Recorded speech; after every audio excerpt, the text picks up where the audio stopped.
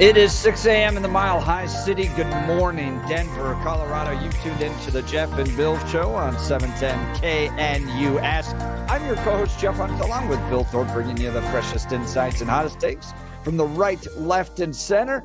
It's a beautiful day in the greatest country in history, and we're gearing up for a whole nother morning of engaging discussions, critical analysis, but most importantly, your calls and texts, because this is where Denver's voice is heard loud and clear. So grab a cup of coffee, Denver, and let's dive into the issues that matter most to you right here, right now. We got a great show for you coming up here in just a few moments. Aaron Rial, a national correspondent for NBC News Radio, going to be joining us. How much is in your wallet? If you want to know how America is doing, just look at your wallet. We're going to take a look at how much Americans have available to spend versus how much they owe.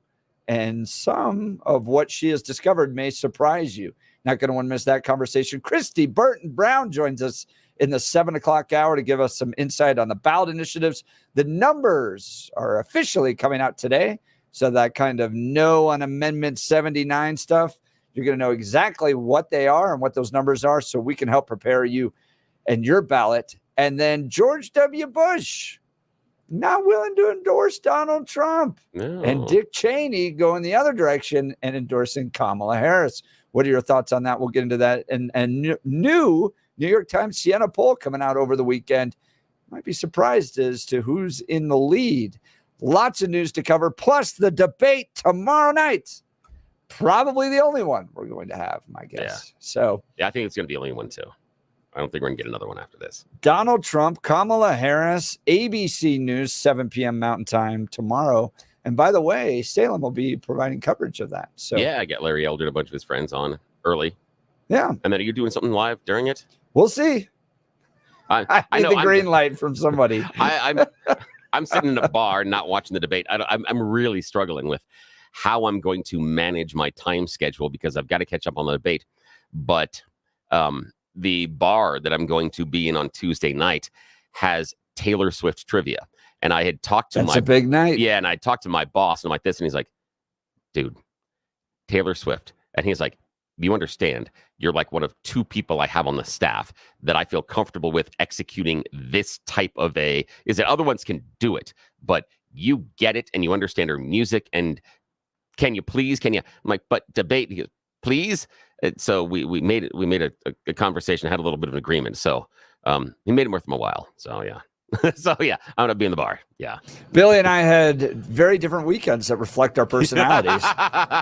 Yes, completely different, my friend. You were mowing a pasture while I spent 5 hours at a concert. I'm still sore and tired and still buzzing because of it. It was fantastic. It was Green Day Saviors tour. What makes this show work. Yeah, it was fantastic. I mean, Rancid showed up, and they sounded as good as they did in the 90s. Wow. That was amazing. Again, I'm a huge Rancid fan, so I'm totally biased. I think Tim Armstrong should be in the Rock and Roll Hall of Fame, but he's never going to get there. And there was one time in which they hit a certain song. It's only about a year old, called Tomorrow Never Comes. And that's where I had a wandering eye. That's where old Billy starts looking over there at the mosh pit going, ooh, I wanna. But I'm like, no. I'm way too old and I'm way too out of shape and I can't possibly function in there. But oh, did I want to go? And then I remembered I visit Balance Well Exactly. Space, and I jumped right in there knowing that they'll take care of me afterwards. If I didn't have my knee brace on reminding me about it, I'd been like, I might have made some other bad decisions, but I didn't. I stood out of it.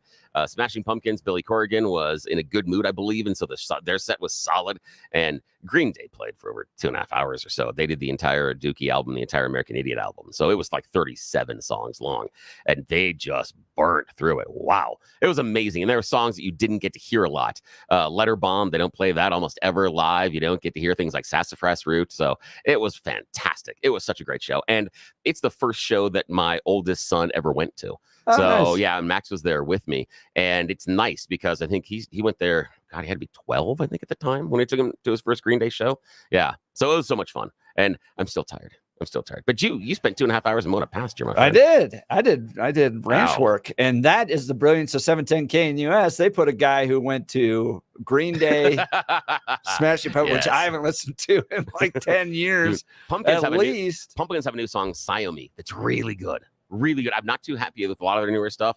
This new single, you're a fantastic. music savant, Bill. You're a music savant. Meanwhile, I was very happy to listen to country music and chug along on my tractor. That's fantastic. That is why this show works. All right, let's check in on the news and commentary with Blake Olson. Good morning, Blake. Hey, good morning. Where was the concert, Billy? Coors Field. Oh, no kidding. It was gorgeous. Right. Yeah. Oh man, what a beautiful day! It was fantastic. It was not too hot. Gorgeous night. It was absolutely perfect. It was fantastic. Awesome. Yeah, and they were wonderful. Every band came and just showed up. It was wonderful. You don't always get that when you get 4 bands on the bill. And I'm guessing I could tell you what Blake did this weekend. Probably some football. You know what, guys? It was an awesome day at Canvas Credit Union Stadium at CSU. They played host to UNC. So it was Northern Colorado and Colorado State. It was Ag Day up there at Fort Collins. And the stadium is great. Beautiful day. Weather was perfect. But here, you're going to appreciate this. So in this day of high-priced college football, at the Division I level, at the upper Division I level, where there are some players who make $500,000 playing football every season. And the NIL deals and money here, money there, and you're treated very well if you're a Division I football player at the higher levels. Well, UNC they have to watch their budget. A little different situation in FCS. So it's a 32-mile drive from Greeley to Fort Collins. Most teams stay in a hotel, even at home games. Prior to their home games, they stay at a hotel and they take a charter bus to the stadium, and they're treated very well. Anyway, maybe 4 hours before the game, I'm over at the stadium. UNC hasn't left Greeley yet, and the coach texts me some video he wanted me to see. They took school buses over to the stadium. No. It was awesome. Oh, wow. They had 6 District 6 school buses that they drove from Greeley to Fort Collins with the team and the sports staff. And it was so cool. Taking it back, hard hat. Oh, that's nice. Hard working team. I mean, this is kind of the epitome of UNC football. Yeah, those are lunchbox players. Room, and going back to old school, and so it was cool. I thought you guys would that's appreciate awesome. that. They rolled up to the fancy new stadium in Fort Collins in school buses, that just is like beautiful. they did back in high school football. So it was pretty cool. All right, 60 and sunny in Denver. I'll get going here. I'm sorry. Back to work. Expecting a high of 90 today. The 7-10 5-day forecast coming up. Our top story: a manhunt prompted a shelter in place for parts of Rocky Mountain National Park and Estes Park Sunday night. The closure was in the eastern part of the park, and police were looking for a white male who's approximately 5'9", weighs 165 pounds. He's bald. He was wearing blue jeans with no shirt or shoes. He was seen running from his car near the Beaver Meadows Visitors Center. And then there's no word on any arrests as of Monday morning. Anyone who sees this person should call 911. The shelter in place has been lifted. He was speeding through the park, crashed into and injured 3 people, drove recklessly down Trail Ridge Road, US 34, for 45 miles. They couldn't get to him, eventually crashed, and then ran towards some homes in Estes Park. And that's when they put the shelter in place. And they have lifted it. Once again, he's still on the run, though. A suspect is dead, and a Colorado State Patrol trooper is recovering following a Saturday afternoon shootout on US 36 in Denver. Corporal Ty Simcox was doing paperwork while parked on the side of the highway when the suspect began shooting at him. He suffered a gunshot wound to his arm, but returned fire and killed the suspect. Simcox was treated for his injury at a local hospital, and there's no word on the suspect's identity or what led to the shooting. Vice President Harris, still people believe that he can handle the economy better. Okay, so she won't talk to journalists, but Kamala Khan will go on with Baby Girl, a podcast that a lot of Latin listeners evidently download. What would you say to them that are listening to you right now? How could you change their minds that you could do it and even better? Well, you should look at what I've accomplished thus far. The work. Yes, you should. That's all you need to know. VP Harris and former President Trump will meet in person. The first debate tomorrow night on ABC at 7 Mountain. 90 minutes of social issues, I'm sure. Half of it, I'm almost certain they'll talk about women's reproductive rights, even though there's no reproduction involved in abortions. Trump on the stump over the weekend. To every citizen who's sick and tired of the parasitic political class in Washington that sucks our country of its blood and treasure, November 5th will be your Liberation Day. November 5th this year will be the most important day in the history of our country. Colorado flags will remain lowered until sunset to honor two Department of Transportation workers. CDOT's Wednesday crash occurred on Highway 6 in Mesa County. The rookie debut of Broncos quarterback Bo Nix on Sunday. Nix evades the sack. Nix the fake. Another fake, and he spins into the end zone for the Denver touchdown. And as far as throwing, Nix was 26 of 42, 138 yards, but 2 interceptions, threw into double coverage a couple of times. 26-20 Seahawks over the Broncos.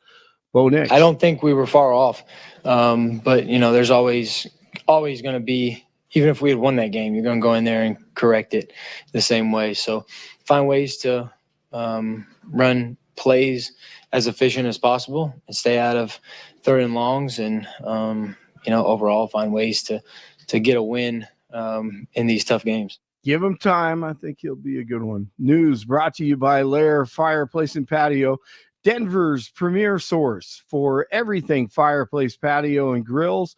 Locally owned and operated since 1954. Online at lairfireplaceandpatio.com. lairfireplacepatio.com. 56 in Broomfield, 57 in Greenwood Village, 60 in Denver. Jeff and Billy continue. It's Monday morning. Here we go. Blake Olson, News Talk 710 KNUS. Partly cloudy skies, comfortably warm September temperatures in the upper 80s to near 90 today, tomorrow, staying in the 80s Wednesday, Thursday, and Friday. Nights in the 50s. So a continuation of the nice September weather we had over the weekend. The only wrinkle is there might be in the coming days 1 or 2 isolated afternoon and evening late day showers and storms. Weather sponsored by branchplanning.com. Secure your future retirement with a reliable income stream. Annuities can provide guaranteed payments, giving you peace of mind. Get your complimentary review at branchplanning.com or call 303-219-0088. Meteorologist Don Day in the 710 KNUS Weather Center.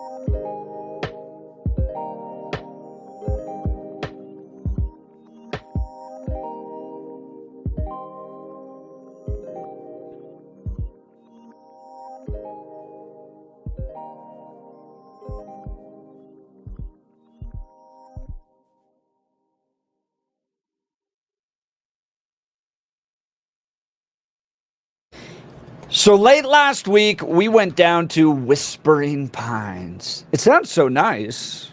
Apartment complex down in Aurora, Colorado. This is where Venezuelans have apparently taken over, and there's a lot of debate over whether or not this is actually happening. Jason Crow saying over the weekend, no, this is all just blown up. Right-wing organizations and politicians are, quote, airdropping into the community. You know, this got to add this one in. I ran into, and it wasn't just a singular one, through some of the videos I was running through over the weekend. Yeah. I ran into several higher profile liberal commentators out there making aspersions and taking the Channel 9 side. They're just making this up. They're making this up. I'm like, whoa, I was surprised how many did that nationally. Yeah. This is a big deal because this has permeated down into just regular people talking about this issue. What's really happening in Aurora? I'm going to give you a brief synopsis, and then we're going to get to Aaron Real here in just a second. So we went down to Whispering Pines on Thursday of last week.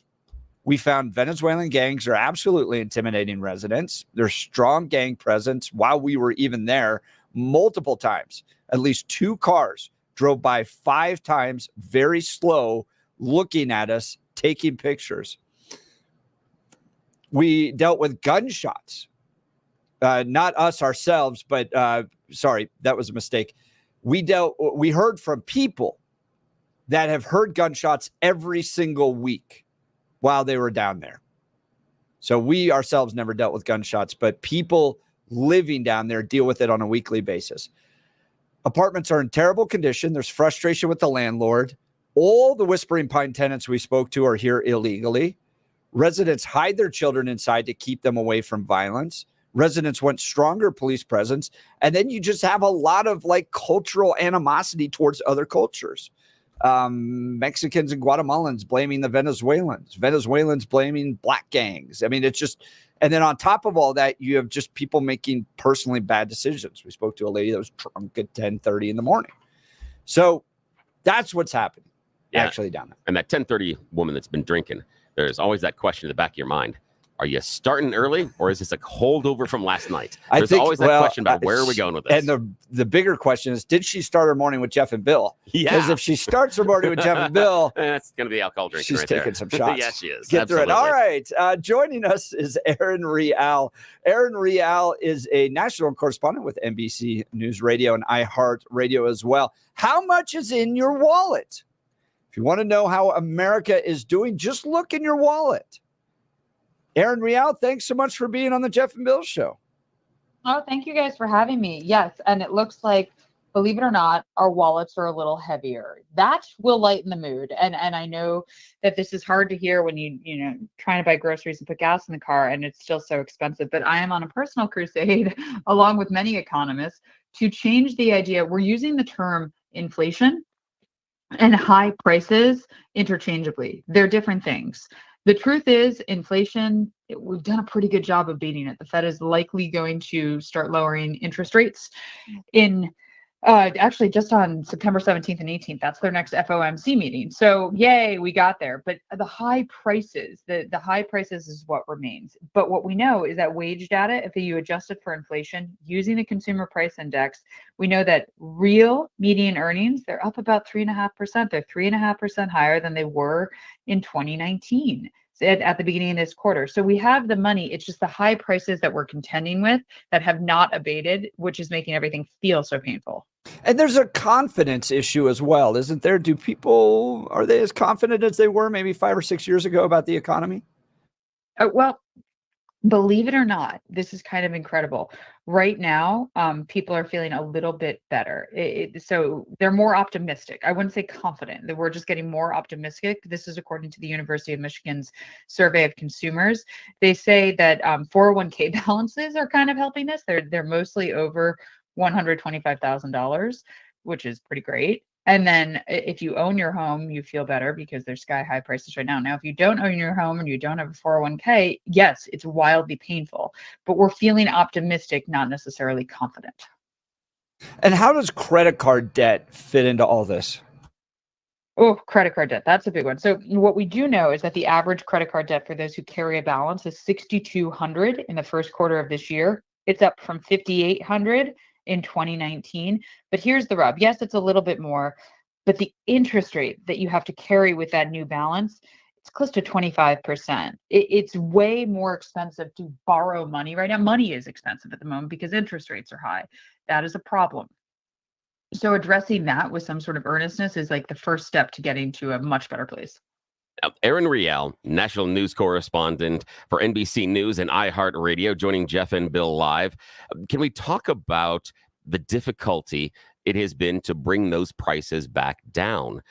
Because Jeff and I have talked about this quite a lot, that while inflation has abated somewhat, the prices that have risen, those gains are sticking because, not surprising to anybody, especially with big companies, they see that as a windfall profit. In fact, it's been described as windfall profits by people like Coca-Cola, Pepsi, even Procter & Gamble. What mechanism, if any, is there for a government, regardless of who sits in that White House? What mechanism could there be to bring those prices down? Because I can't for life of me think that those large corporations, out of goodness of their heart, are going to say, absolutely, we should make less profit this quarter. You nailed it. And that's kind of what Kamala Harris, and this isn't like an endorsement of Kamala Harris, but it just highlights the point that she's like talking about price gouging. Now that's interpreted to price fixing, which you don't want by her critics. But the idea that like Kroger's grocery store came out and said, yeah, we may have kept those prices too high for too long. Like they admitted to it, which is kind of incredible, frankly. And then you said, what mechanism does the government have? You can, if you are the leader, sick your departments on them, whether it be the SEC or the DOJ or the FTC, you name it, the alphabet soup of different departments that literally are designed, these regulatory bodies, to look into this very thing. That's the whole point. So you have them start probing and seeing if, yes, they're keeping prices high, not inflation, but the actual consumer providers, whether that be, AT&T or the grocery store. It doesn't matter. If they're keeping prices high because they can, that is the problem. And that's something that can be looked into by the Justice Department. Yeah, I'm hoping that now with Dr. Pepper getting to the number 2 soda, it's going to change the price model for Pepsi. And I think we're seeing a little bit of that because they have got to chase them now. Now, I want to talk to you about a push and a pull. You talked about consumer confidence up. You talked about credit card debt increasing. 6,200 balance roughly right now is what people are carrying, but also our 401k balances are increasing. I saw something the last couple of weeks that we have the most number of 401k millionaires than we've ever had before, meaning more people ever in America have $1 million balance inside their 401ks than we've ever had before.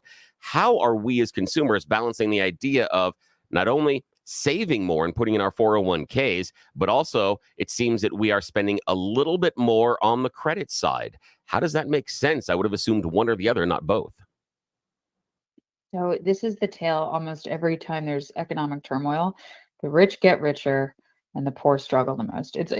I say this all the time. It's expensive to be poor, in the sense that, it's just expensive to carry these debt burdens, where if you didn't have to have the burden, I get it. This isn't rocket science here, but the idea that what we're seeing is if you had any asset, if you owned a home, if you had anything in the market, if you had your 401k, it all grew.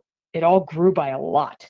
And your actual net worth is now much higher than it was prior to the pandemic. If you didn't have any of those things, you're really struggling, because what also grew was the rent and insurance prices and all of that. So that's why the credit cards, there's some incredible stats about credit cards. So there are apparently about 590 million active credit cards in circulation, 40 million more than there were in 2019.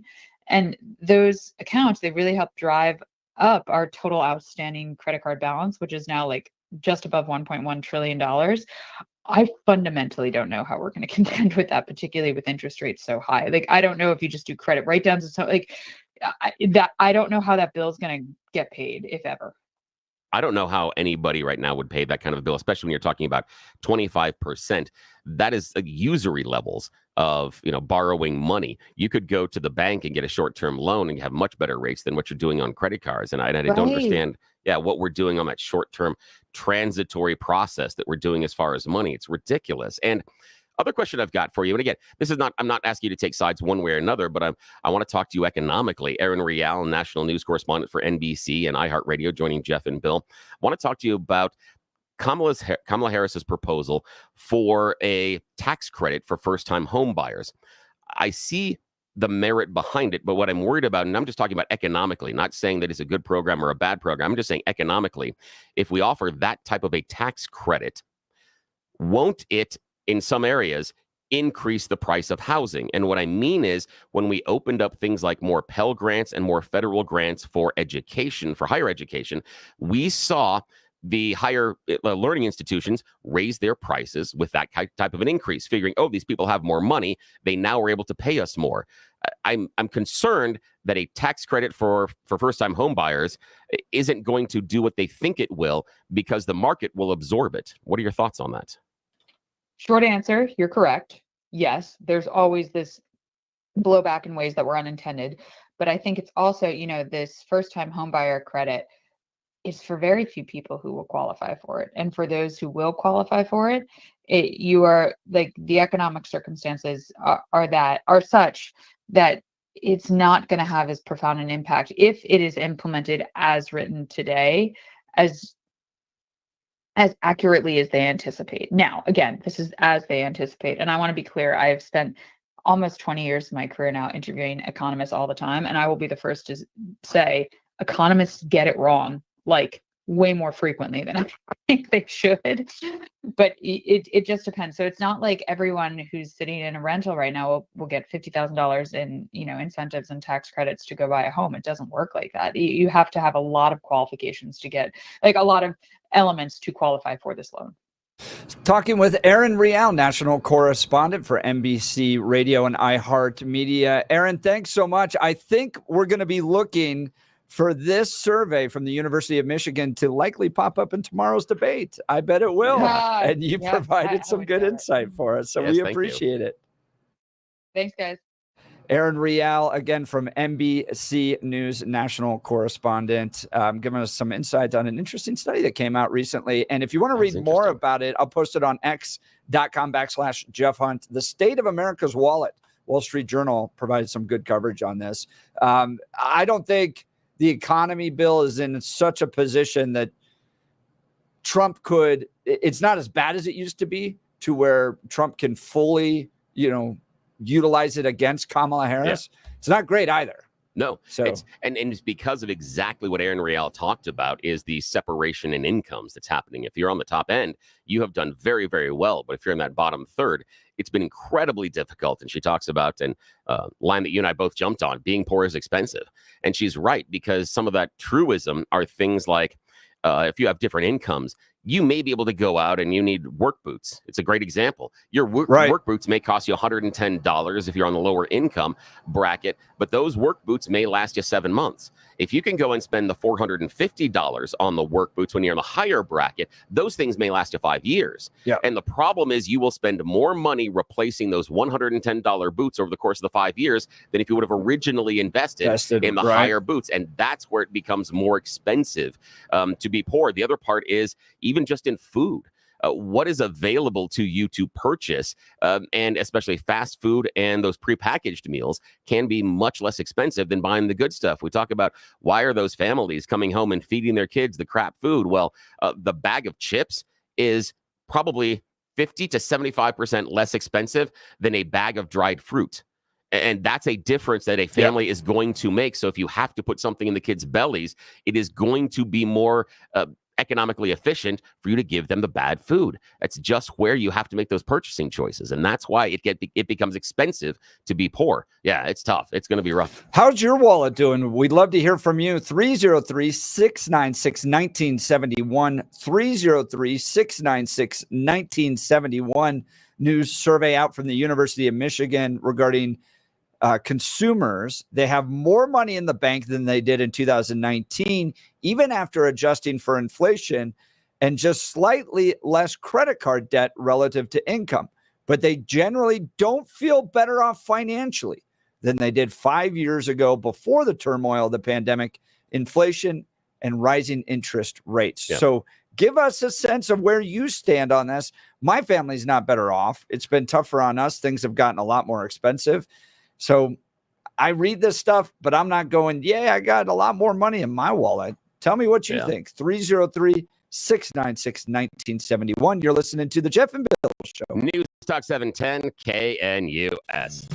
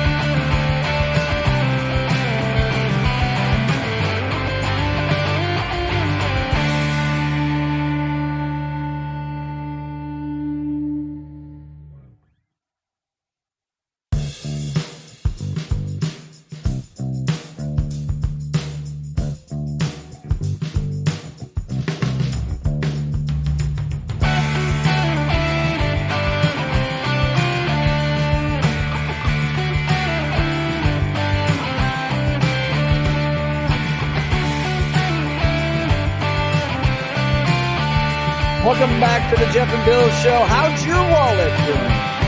University of Michigan survey of consumers came out over the weekend. Wall Street Journal writing about it. It might surprise you. People have more money in the bank than they did in 2019, even after adjusting for inflation, and just slightly less credit card debt relative to income. But what's killing people are the interest rates. You can't pay off those credit card debt. And apparently, Aaron Rial's got it right. If you're wealthy, things are going pretty well for you. If you're not, things are actually hurting you even more. And with regards to 401k, Billy, I was thinking over the break. Yeah.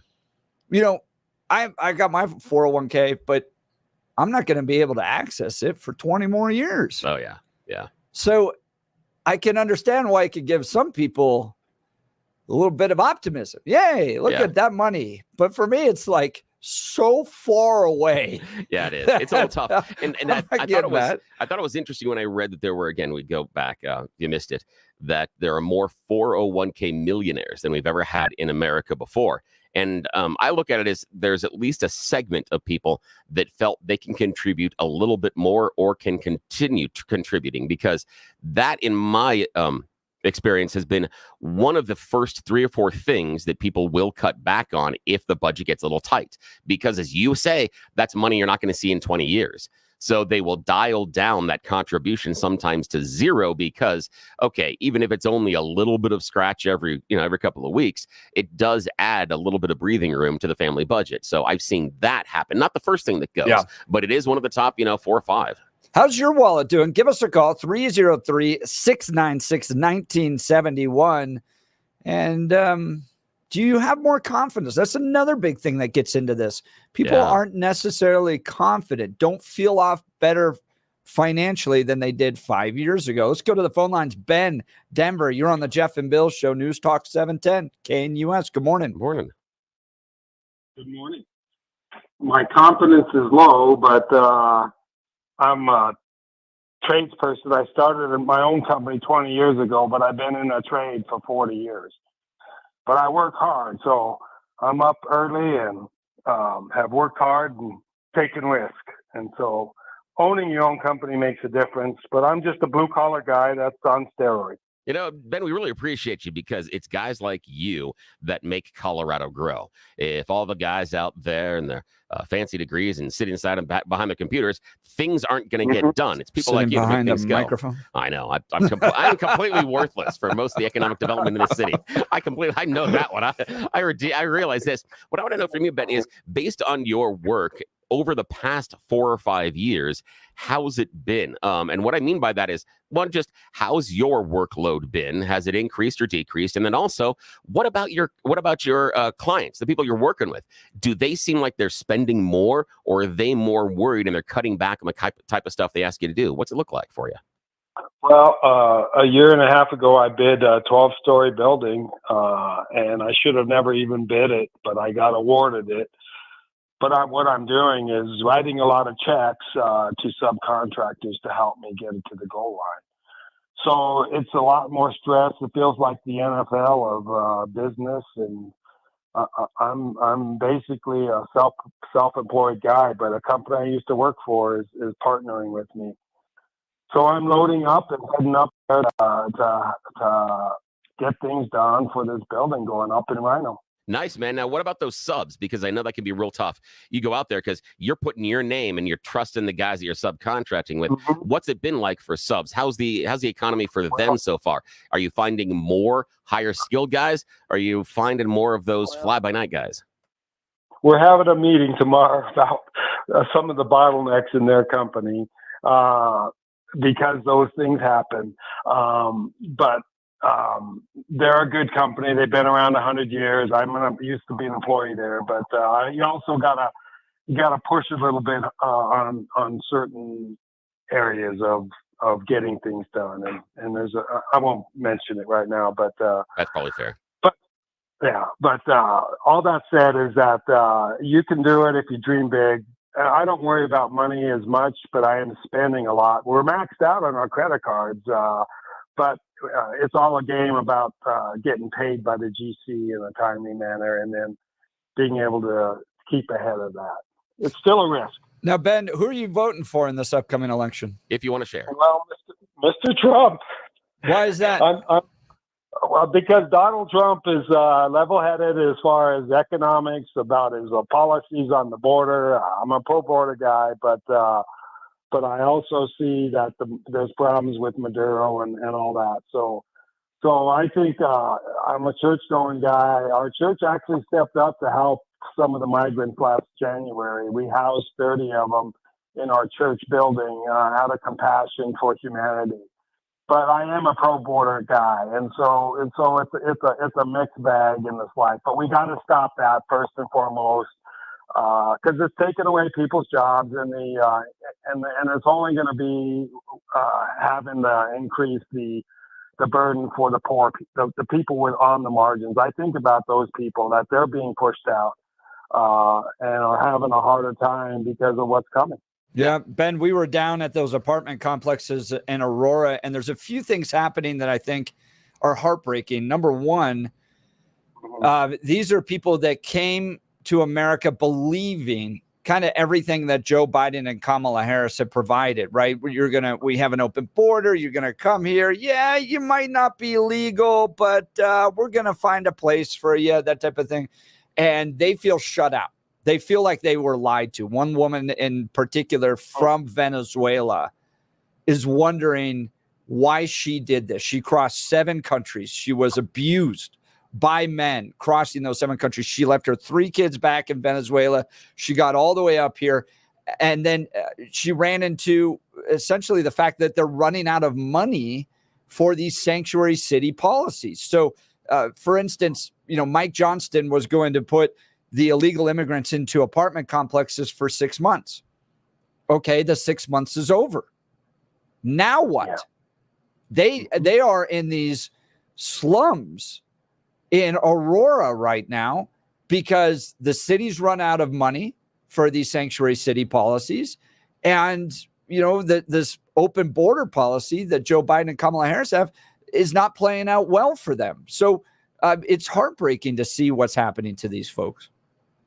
And the tension's gone up for everyone. Everybody's a lot more tense. Yeah, no, Ben, you are exactly right. We heard Guatemalans angry at Venezuelans, Mexicans angry at Venezuelans, Venezuelans angry at blacks. Everybody's getting more angry and more intense with each other. Ben, great call. Thanks for what you do for this country, my friend, providing the jobs you do. Yeah, appreciate you. And you are a great example of the people that we like to have here at the Jeff and Bill Show. A great example of our listeners, because you agree that there's a problem with the border, but that also doesn't mean that you get to abandon your compassion. So 2 things can be true at the same time. You can open your heart, you can open your church and take care of people in need, but it doesn't mean you're also happy with what's going on at the border at the time. Thank you so much. We hope to hear your voice again. Let's go to John, Lakewood. John, you're on the Jeff and Bill Show, News Talk 710 KNUS. Good morning, John. Good morning. I just like to, I'm 58 years old, so in my lifetime, I can claim a lot that I did all right. I think, John, we got a bad connection. Yeah, I'm going to put you on hold there. We're going to see if we can reconnect with you. Look, I want to talk to you about my friend Dan Kaplis and Dan Kaplis Law. Dan suggests you should choose a lawyer who shares your values because who you choose to represent you in an injury case says a lot about you to everyone involved in the case. You show up with some guy you hired because you saw him on the side of a billboard bus going by.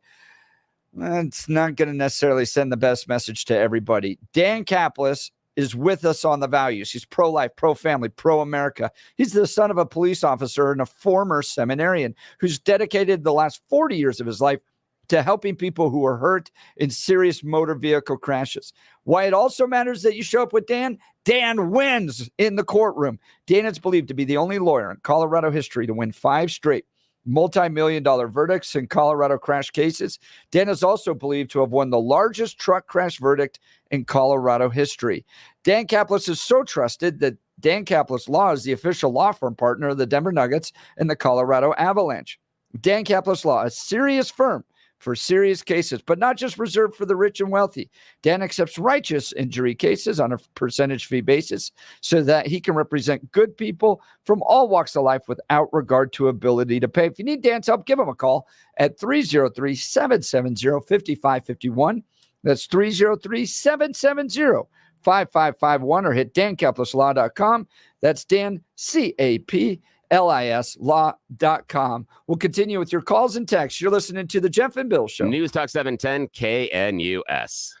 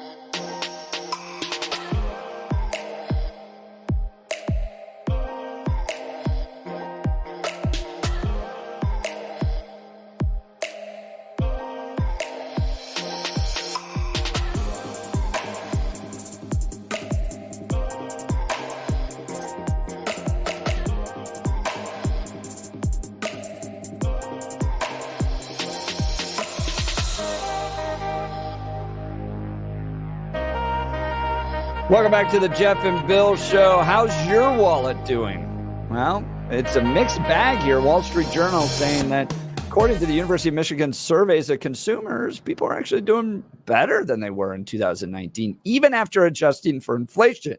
But it's the credit card debt, particularly the interest rates, that are driving people to have less confidence in this economy. Let's go quickly to the phones. John, Lakewood, you're on the Jeff and Bill Show, News Talk 710 KNUS. Good morning, John. Good morning. I'll try to make this real fast. I'm not an economist, but I'm pushing 80. But I remember in my lifetime, I always had to work 4 hours to fill that tank up.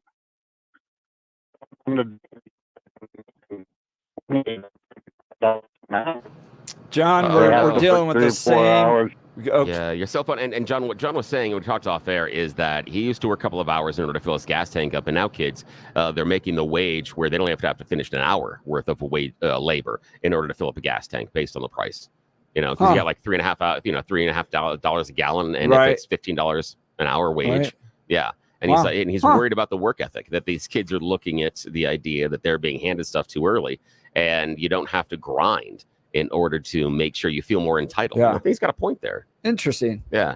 Wow, John, I appreciate the call. Thanks, Sorry John. Give us a that call the back. I'm sorry. connection Yeah, didn't work connection too well. twice, but give us a call back, man. Love to hear your voice again. All right, cool. Billy, let's give the people what they want. Yes, it is that time of the morning where we make questionable decisions. It's what we call You Choose the News. I have scoured the interwebs for mere moments this morning to find really dumb stories about us humans in order to play this fake radio news game show. I have added some of my own takes as far as headlines and why are we doing this? Well, because the people in charge have no idea we're doing it. Yes, shh. It's a secret. They would never let us be this frivolous and just ridiculous on the air if they knew it was going on. So we appreciate your helping out. One of the best moments was when my son goes, Dad, do you really not tell your bosses you're doing this? No, we don't. We never told them we were starting this. We just did it one day. And I'm like, shh. I have been talked to a couple of times about it, though. So you got to play along with us, guys. You got to help me make sure this keeps going.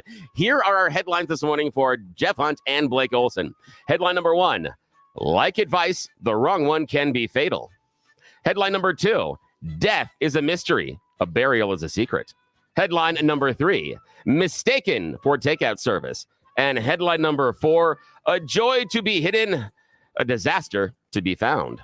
Mr. Hunt. We'll start with death is a mystery. Yes, death is a mystery. Burial is a secret. Some people that are fans of Stephen King may recognize that from Pet Sematary. And that's important because we are meeting Nikki Knight this morning. Nikki lives in North Yorkshire, England, and she was recently on holiday and got some horrible news in Turkey with her husband. Her beloved cat, Ted, passed away. It was awful. She's on vacation, and the neighbors actually showed up at the Ring door camera and said, "Look, we found Ted. Here's his black and white body, and he was in this pond right near the neighborhood, and he's passed away, and this is horrible." And Nikki was crushed. She made arrangements to have Ted's body cremated, and it was going to be ready for her to come back home. And she had to kind of cast a pall on the rest of the vacation. And then she got a call 4 days later from her sister. Ted just walked in the cat door. Yes, Ted was hungry and wanted to be fed. New Ted, old Ted, Stephen King, Pet Sematary Ted. After a little bit of investigation, Ted is alive and well. It was a very similar black and white marked cat, but not the same. But yes, Nikki tells the story that within 4 days, they went from horrible mourning to headed home and Ted's alive. Lazarus cat. Exactly. Just absolutely crazy. Okay. Now, Blake Olson in the news department, sir. Like advice, the wrong one can be fatal. Mistaken for takeout service, or a joy to be hidden, a disaster to be found. Mistaken for takeout yes, service. Mistaken for takeout service. Here we go to Las Vegas, and we are meeting 47-year-old Patricia Sierra because recently she went out and had a night, as you do in Vegas, a little drinky, a little party, and then she decided to, make some new friends, specifically at the affordable cremation and burial funeral home. Yes, early in the morning on August 27th, Patricia decided to break into the funeral home where she promptly tried to steal a coffin. Unbeknownst to her, there was someone inside the coffin that just had a viewing the day before. On the security footage, you can see her hit a bump outside the funeral service, the coffin tip over, and the body roll out. That's when she gave up the idea and ran away.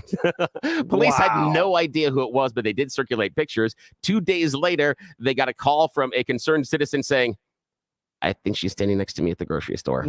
Yeah, and that was Patricia. They were able to arrest her and catch her. She says she had so many beers that day and a little bit of the margaritas. She had no idea she even did it. This was a blackout drunk type of thing. She has no recollection of it, but she can't necessarily mount a defense because that's her on the camera. Those are her fingerprints all over the place. So amazing. I know. It's crazy. Only in Vegas. Only in Vegas. You're like, I need to have a dead body in a casket. My own casket. Obviously, this is a great decision.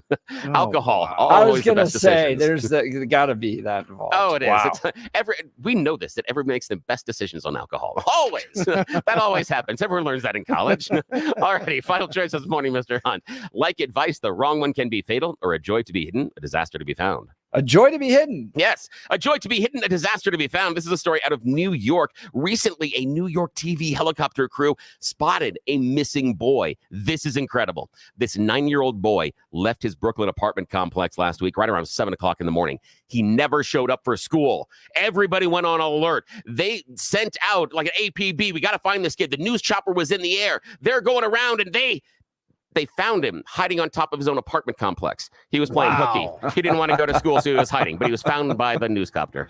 Good job, newscopters. Yeah, exactly. We need more of them. That's it. That's the end of your News Choose the drones. News. All right. We'll continue with Christy Burton Brown next. You're listening to The Jeff and Bill Show. News Talk 710 KNUS.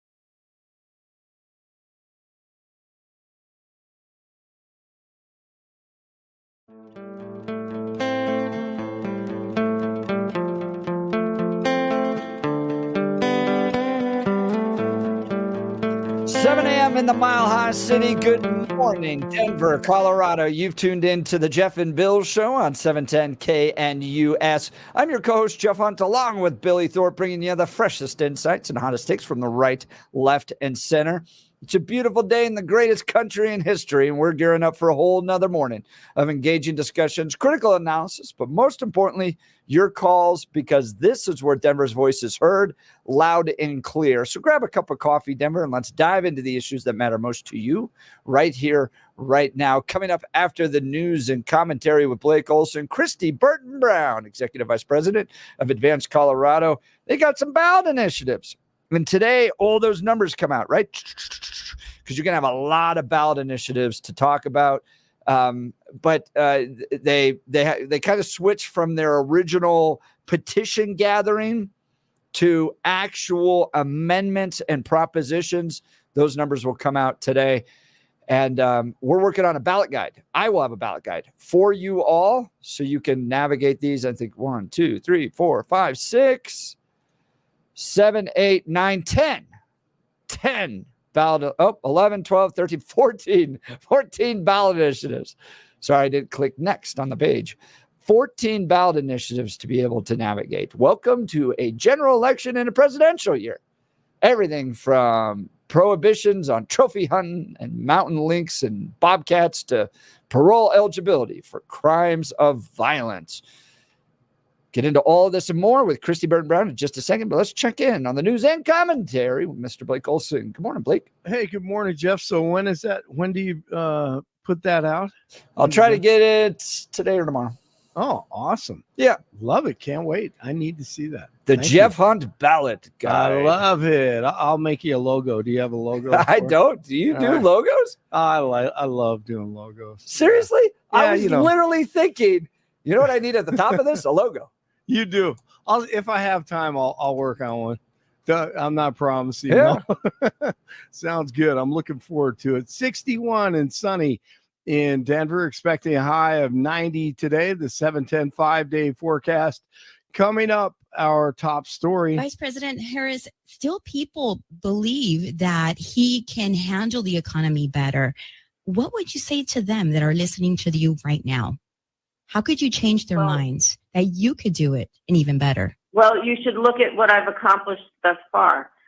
Kamala Khan doing a serious interview with Baby Girl, a podcast that a lot of proud Americans download, evidently. The work that I've done, for example, that has resulted in Latino small businesses growing faster in this moment in history in these last 3.5 years than ever. I wonder if that has anything to do with 10 million, 15 million, maybe 20 million illegals crossing the border. I don't know. Ever before. It has a lot to do with the work that I have done to build up community banks and put more money into community banks so that those dollars can then get into the community and small business. All right. First of all, she works so hard. She's always working. The community bank thing. We've heard that soundbite before. Community banks of the community, in the community, they're for the community. That's why they're called community banks. Goldman Sachs, which is a very highly respected financial advisor and leader, has said that my plan will increase the gross national product and the GDP, and that Trump's plan would actually lower it. Oh, yeah, exactly. Vice President Harris and former President Trump will meet in person for the first debate tomorrow night on ABC at 7 Mountain. Get ready for 90 minutes of social issues. I'm sure half of it, they'll talk about women's reproductive rights, even though there's no reproduction involved in abortions. She'll say Trump is going to have a national ban on abortions, which is a lie. He's made that clear about 1,000 times. It's up to the states. Bernie Sanders, in a roundabout way, tells us all that Kamala Khan is lying to try to win the election. No way. No, I don't think she's abandoning her ideals. I think she's trying to be pragmatic and doing what she thinks is right in order to win the election. My own view is slightly different. She's lying. Here's Trump over the weekend. To every citizen who's sick and tired of the parasitic political class in Washington that sucks our country of its blood and treasure, November 5th will be your Liberation Day. November 5th this year will be the most important day in the history of our country. Amen to that.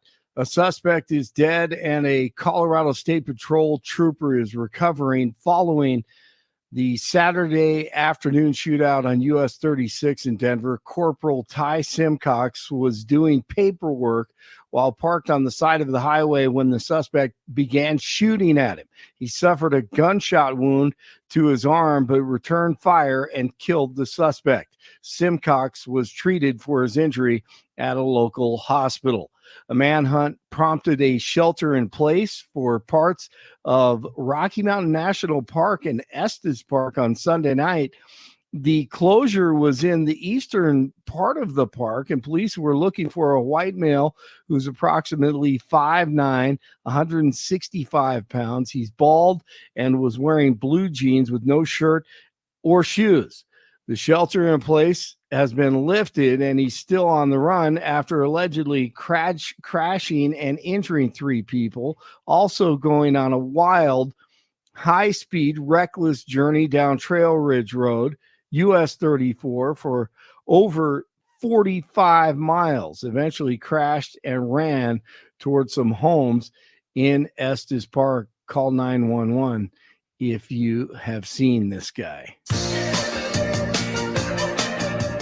All right, the city of Denver is considering using the vacant Rocky Mountain Prep Sunnyside School as a temporary shelter for illegal immigrants. While the flow of illegals into the city has slowed, officials still looking for places to shelter them. However, some people living near the building aren't happy about the idea, saying the shelter would disrupt a normally quiet neighborhood. The mayor's office says it'll work to address any concerns from the neighbors. Don't hold your breath on that one. Colorado flags will remain lowered until sunset to honor 2 CDOT workers who were killed last Wednesday on Highway 6 in Mesa County. The rookie debut of Broncos quarterback Bo Nix Sunday. Nix evades the sack. Nix the fake. Another fake, and he spins into the end zone for the Denver touchdown. Does it with his feet there. Nix in the air, 26 of 42, 138 yards. 2 interceptions, though. 26-20, Seahawks over the Broncos. Here's Nix. It was a challenge for sure, to say the least. I thought they were a really good defense. I thought they played well in their scheme. I thought they, rallied to the football. It was tough to get some explosive plays, and I think when you have a hard time getting explosives, and you got to sustain drives, they can get you in 3rd and long and 3rd and just tough situations. So. I think he'll be fine. Have to be patient with him, but his rookie debut, not bad. Didn't win the game, though. 56 in Boulder, 57 in Castle Pines, 61 in Denver. Jeff and Bill continue Monday morning. Blake Olson, News Talk 710 KNUS. Partly cloudy skies, comfortably warm September temperatures in the upper 80s to near 90 today, tomorrow, staying in the 80s Wednesday, Thursday, and Friday. Nights in the 50s. So a continuation of the nice September weather we had over the weekend. The only wrinkle is there might be in the coming days 1 or 2 isolated afternoon and evening late day showers and storms. Weather sponsored by branchplanning.com. Secure your future retirement with a reliable income stream. Annuities can provide guaranteed payments, giving you peace of mind.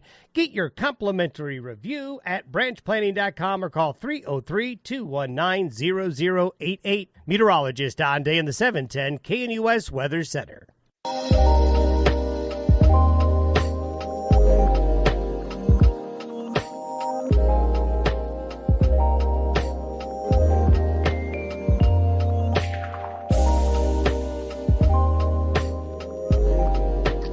Well, one of the few areas that us non-crazy libs can advance some policy in the state of Colorado is through the ballot process. And the good people over at Advanced Colorado have a number of ballot initiatives on this year's ballot that's actually going to make the state of Colorado better. Praise God, from whom all blessings flow, for Advanced Colorado. Joining us is the Executive Vice President of Advanced Colorado, Christy Burton Brown. You got a big one on school choice coming up. That's right. Thanks, Jeff, for having us on again. And school choice, I think, is just one of the key issues that's the hallmark of Colorado. Colorado has the 3rd highest number of charter school students in the entire country. And support for school choice has been bipartisan for decades. It's just a long time thing we do in Colorado. We let parents pick the best school so that their kids can have the best chance at education. As you know, this right is under attack at the state capitol, with bills being run every year that would kind of eat away at the ability for charter schools to stay open, for parents to make other choices in education. So our ballot measure would put the right to school choice right into the Colorado Constitution.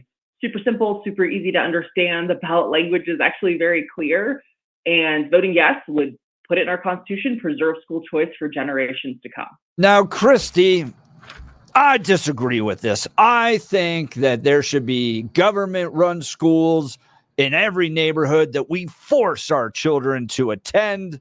These schools should be co-opted and deliver only for what the teachers' unions ask them to do, and that the kids' success should come second, third, fourth to special interests that actually control the teachers' unions. What say you, Christy Burton Brown? Well, first, I'm guessing that's not your actual view, but there are certainly a number of people in the teachers union, and that is what they fight for. They think every kid should be stuck in their neighborhood school, whether that school is doing well, whether they're doing terrible, whether it's somewhere in between.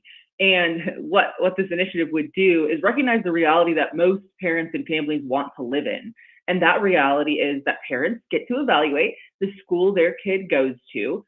And if they think it's high performing and great and they're happy with their neighborhood public school, great. Let your kids stay there and let them succeed in that school. But if your kid is better served by a charter school, a private school, by homeschooling them, by taking advantage of Colorado's open enrollment laws that allow you to cross district lines and go to a different school for your kid, well, then right now in Colorado, you have the right to do all those things because we believe one size doesn't fit all and that no child should be forced into any school. So by putting this in the state constitution, it takes that ability and preserves it for the future, because when it's in our constitution, the only people who can change it are the people themselves. That is the power of putting something in the Constitution. Talking to Christy Burton Brown, Executive Vice President at Advance Colorado. Now, Christy, I do believe that this is a fair critique because I've seen it happen in our own lives. At our neighborhood school, it wasn't going so well. I think it had 6 principals in 5 years or something like that. It was a lot of turnover. So the most engaged parents, the parents that were really on top of their kids' education and paying attention, well, they went and looked for greener pastures, which then emptied the school of those types of students, those types of parents. And yeah, the charter school over there, where all the parents went, that was doing really well. Now the neighborhood school was suffering because of the lack of parental engagement from the most engaged, serious parents when it came to monitoring their kids' education, making sure that the school was on top of it, kind of the greatest advocates within the school. So what's your response to that concern? Sure. And Jeff, I think there's a couple answers to that. First of all, that already is allowed in Colorado. So you're not making something like that more possible or more likely by voting yes on putting the right to school choice in the Constitution. It's basically recognizing that allowing parents and families that kind of a choice is something we already do in Colorado. And it's just making sure parents get to continue to do it. So for one thing, I think it's important for people to understand the amendment preserves the rights we already have rather than inventing new ones. But secondly, I think a situation like that, there's certainly some people who then would continue to go to the neighborhood school who'd be concerned about the quality of education there or the lack of parental engagement. But it creates innovation and competition. And in any other system of life, if we want people to succeed, if we want better results, we push innovation and competition. And the more choices people get to make, usually the better every single piece of the system gets. So I think being afraid of competition in the education system is exactly what makes some of our schools not high performing and not work for kids. So I'd argue that if you have a really great charter school in a neighborhood that all the parents are sending their kids to, well, then the neighborhood school, the people who run that should take another look and say, what is so good about that charter school? What are parents wanting? And how do we put that in this school so that there can be 2 successful schools? But, sometimes that takes thinking outside the box. And I think we should encourage and push that. Now, I've noticed that on these school rankings that come out each year, best performing schools in Colorado, a lot of them are charter schools. How are government-run schools doing versus charter schools? Yeah, so out of the top 10 high-performing high schools in Colorado, 7 of the top 10 are charter schools, and that's high school specific. But when you look across the board, you'll see charter schools that don't perform well at all, and you'll see some that are top of the list. charter schools are run differently. There is a lot of parental engagement. And so you see a spectrum just like you do with neighborhood public schools. As a whole, charter schools tend to perform better just because there is more engagement, more innovation, more competition. They can be more specifically targeted to what a specific group of parents and families wants to study. If it's a classical education or perhaps focused on science or the arts, sometimes when those things are possible, then students get more engaged in the learning and they enjoy it and they actually do better. As a whole, in the public school system, which would include neighborhood and charter schools, kids are only reading and doing math in Colorado, like only about 40% of them are doing it at grade level. So there is a lot of improvements that need to happen in the public school system in particular here in Colorado. So, you know, I think that's something important to note, is that we have to continue to push for reform, for transforming education options if we want our kids to do better. Talking with Christy Burton Brown, Executive Vice President of Advanced Colorado. So who's opposed to you in this ballot initiative to constitutionalize school choice? That's a great question, Jeff. Right now, very, very few people are opposed to it because Colorado loves choices. They love options. And in education, choices and options have been a bipartisan hallmark for decades. Roughly 70% of Coloradans, when they're polled, say, we want to put school choice in the Constitution of Colorado. But as you might imagine, the union is opposed to it, the teachers union. There's also some people who, and I think the union is the one doing this, question, oh, well, is supporting school choice not good for racial diversity in Colorado? And so that is a point that I really want to hit on. I was just looking at statistics from the Pew Research Center yesterday, and charter schools across the nation, and specifically in Colorado, are actually more racially and economically diverse than your traditional neighborhood schools. So if there are people out there that say, hey, we need to help minority students, we need to help poor students, the best way to help them is actually supporting school choice, because charter schools serve more of them percentage-wise in Colorado than the neighborhood schools. The only other objection I've heard to this amendment, Jeff, is people saying, oh, hey, by giving the right to school choice to kids, because it does say every child shall have the right to K through 12 school choice, does that hurt parental rights? And so I really want to emphasize that it absolutely does not. And this amendment would actually strengthen parental rights in Colorado by putting them into the state constitution. Our measure also says that every parent shall have the right to direct the education of their child. That is a key piece, and make sure that school choice actually lies with the parent and not the government. Now, Christy Burton Brown, could we get to a place, this is where I'd like to be, of total backpack funding, which means the money that the state would give to the public school actually follows the student wherever they would like to go. So, for instance, in our family's life, we get to pay taxes, and then I get to write another check to my children's Christian private school, because that's the education we want for our kids to embrace. And so I get to pay twice for our kids' education. I think that it should follow the student. If the family wants to send their kid to religious education, the government, whatever check they were going to write for that public school, should follow that kid wherever the parent wants them to go. Could we get to a place someday in this state where that backpack funding takes place? You know, Jeff, and I identify with what you're saying, because my husband and I homeschool our kids, and then I also was homeschooled. So in my family, it's been like 2 generations of paying taxes and paying for our kids' education. So I definitely get where you're coming from there. And I think the idea of funding following the student rather than the system is growing in popularity across the nation, including in Colorado. If you look at statistics, the West, actually, which includes Colorado, is a little bit behind the rest of the nation as far as, you know, how popular the idea of education savings accounts, tax credits are. We're just a little bit behind the rest of the nation, but still over 65% of people in the West want funding to follow the student. So I think it's an interesting question that probably one day will be addressed in Colorado. We ran a ballot measure through Title Board that would have done that, put funding attached to the student instead of the system. We decided not to pursue that on the ballot this year because we were confident that the right that needs to be established right now is the right to pick your kid's school. The right to have school choice has to go in our Constitution.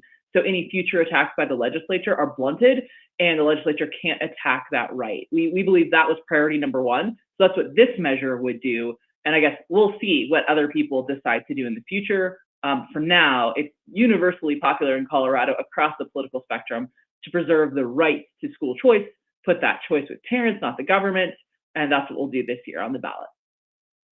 Christy Burton Brown, Executive Vice President, Advanced Colorado, joining Jeff and Bill live. I'd like to discuss that a little bit, because I don't know. I think the economic principle of the idea of the backpack funding following kids to private school isn't going to get to the result we believe it is, just based on supply and demand economics, that it's going to end up being a subsidy for richer private schools. But we can put that aside, because that's not what the ballot initiative is dealing with. The question I have, I like the idea of school choice. I firmly believe that parents absolutely should be able to choose what school they want to get their child to. Now, we have had open enrollment in Colorado for well over a decade. And the question I have, and this is what I can't get my head around, if we've introduced this competition already into the public school system, why are we not seeing the non-charter schools, the traditional, and I like the term that Jeff uses, the government-run schools, why are we not seeing their levels come up? Because they're already, educational achievement levels, because they're already facing that competition. I thought I was given the impression that competition would raise the ability of all schools. Why are they still lagging behind, in your opinion? So I think while competition and innovation certainly encourages improvement, it doesn't require it. And so I think you still have to have people in the other school and in the other system actually innovate and actually compete.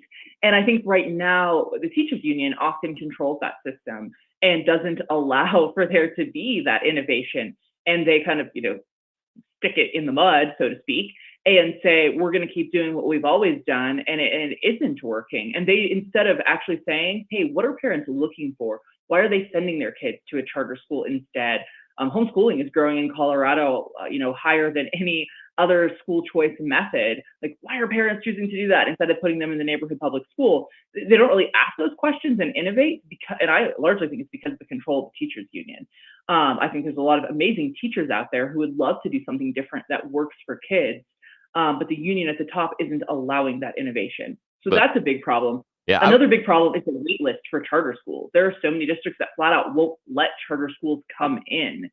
And so that's why there's no competition. Yeah, I appreciate what you're saying about the teachers union, because I agree with you on that one. I feel that, at least in Colorado, and I think we can expand it nationally, teachers unions are more about finding the mean rather than finding the achievement. And what I mean by that is that inside the classroom, they're not trying to encourage all the kids to expand their knowledge. They're spending a lot of time keeping the kids that are behind, trying to catch them up into the class, and that puts a restriction on the higher achievers and the higher learners. They are told they have to slow down their pace around the track so that everybody else can catch up. And anybody like Jeff that's been a cross-country runner knows you can't set pace for everybody on the team. Well, every individual has a different pace. I mean, look, you just got different parents too. Yes. Right? Like you have some parents that are going to go through every little aspect of the kid's education, all parts of the curriculum. They're going to go to student parents' nights. They're going to show up at every parent-teacher meeting. They are super engaged. And then you just got parents that are like, whatever, dropping you off at 20 minutes late to class. We've talked about this. There's that handful of parents that are totally irresponsible because mama wants to get back to the wine in their home. I can give right? you, anecdotally, I can give you a direct example. I have a family member that works inside. We know this. Yes. Several family members that work inside the school system. One of my family members, when checking on whether or not this note was sent from the parent to release this kid early from school, the parent yelled at them. Right. For the school following up to make sure the note was legit, the parent was mad at the school for providing that level of customer service.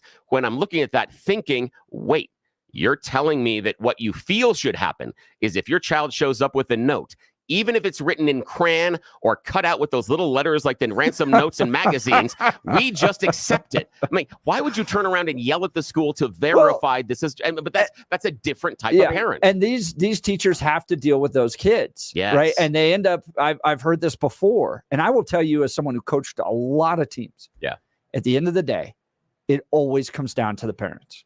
It always does. You got that kid that's really out there, really a problem on the team that you as a coach or as a teacher have to spend 80% of your time dealing with, it always comes back to the parents. So these government-run schools, they got to take everybody, right? Doesn't matter. You live in the neighborhood, we're going to take you.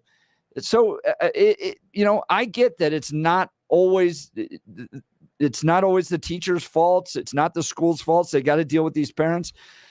But at the same time, in the midst of all this, because it's a complicated issue, you have special interests driving a lot of issues into these schools. Oh, yeah. And they have the lobbyists. They show up down at the Capitol. They get their little special agenda passed into law, and then they get to push that curriculum on the kids. And it's about winning political battles, not necessarily preparing kids. Like we say this all the time as conservatives. You have students coming out of these government-run schools. They're like little leftist activists, but can't hit their math targets, their English targets, their grammar targets at all.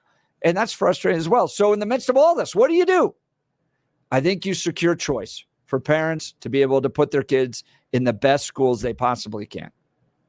And it increases competition. So Christy Burton Brown, Advanced Colorado. What is the name? What is the number? Do you guys have the number on the ballot yet? Oh, we just actually got the numbers on the ballot the other day. Let me actually pull it up for you.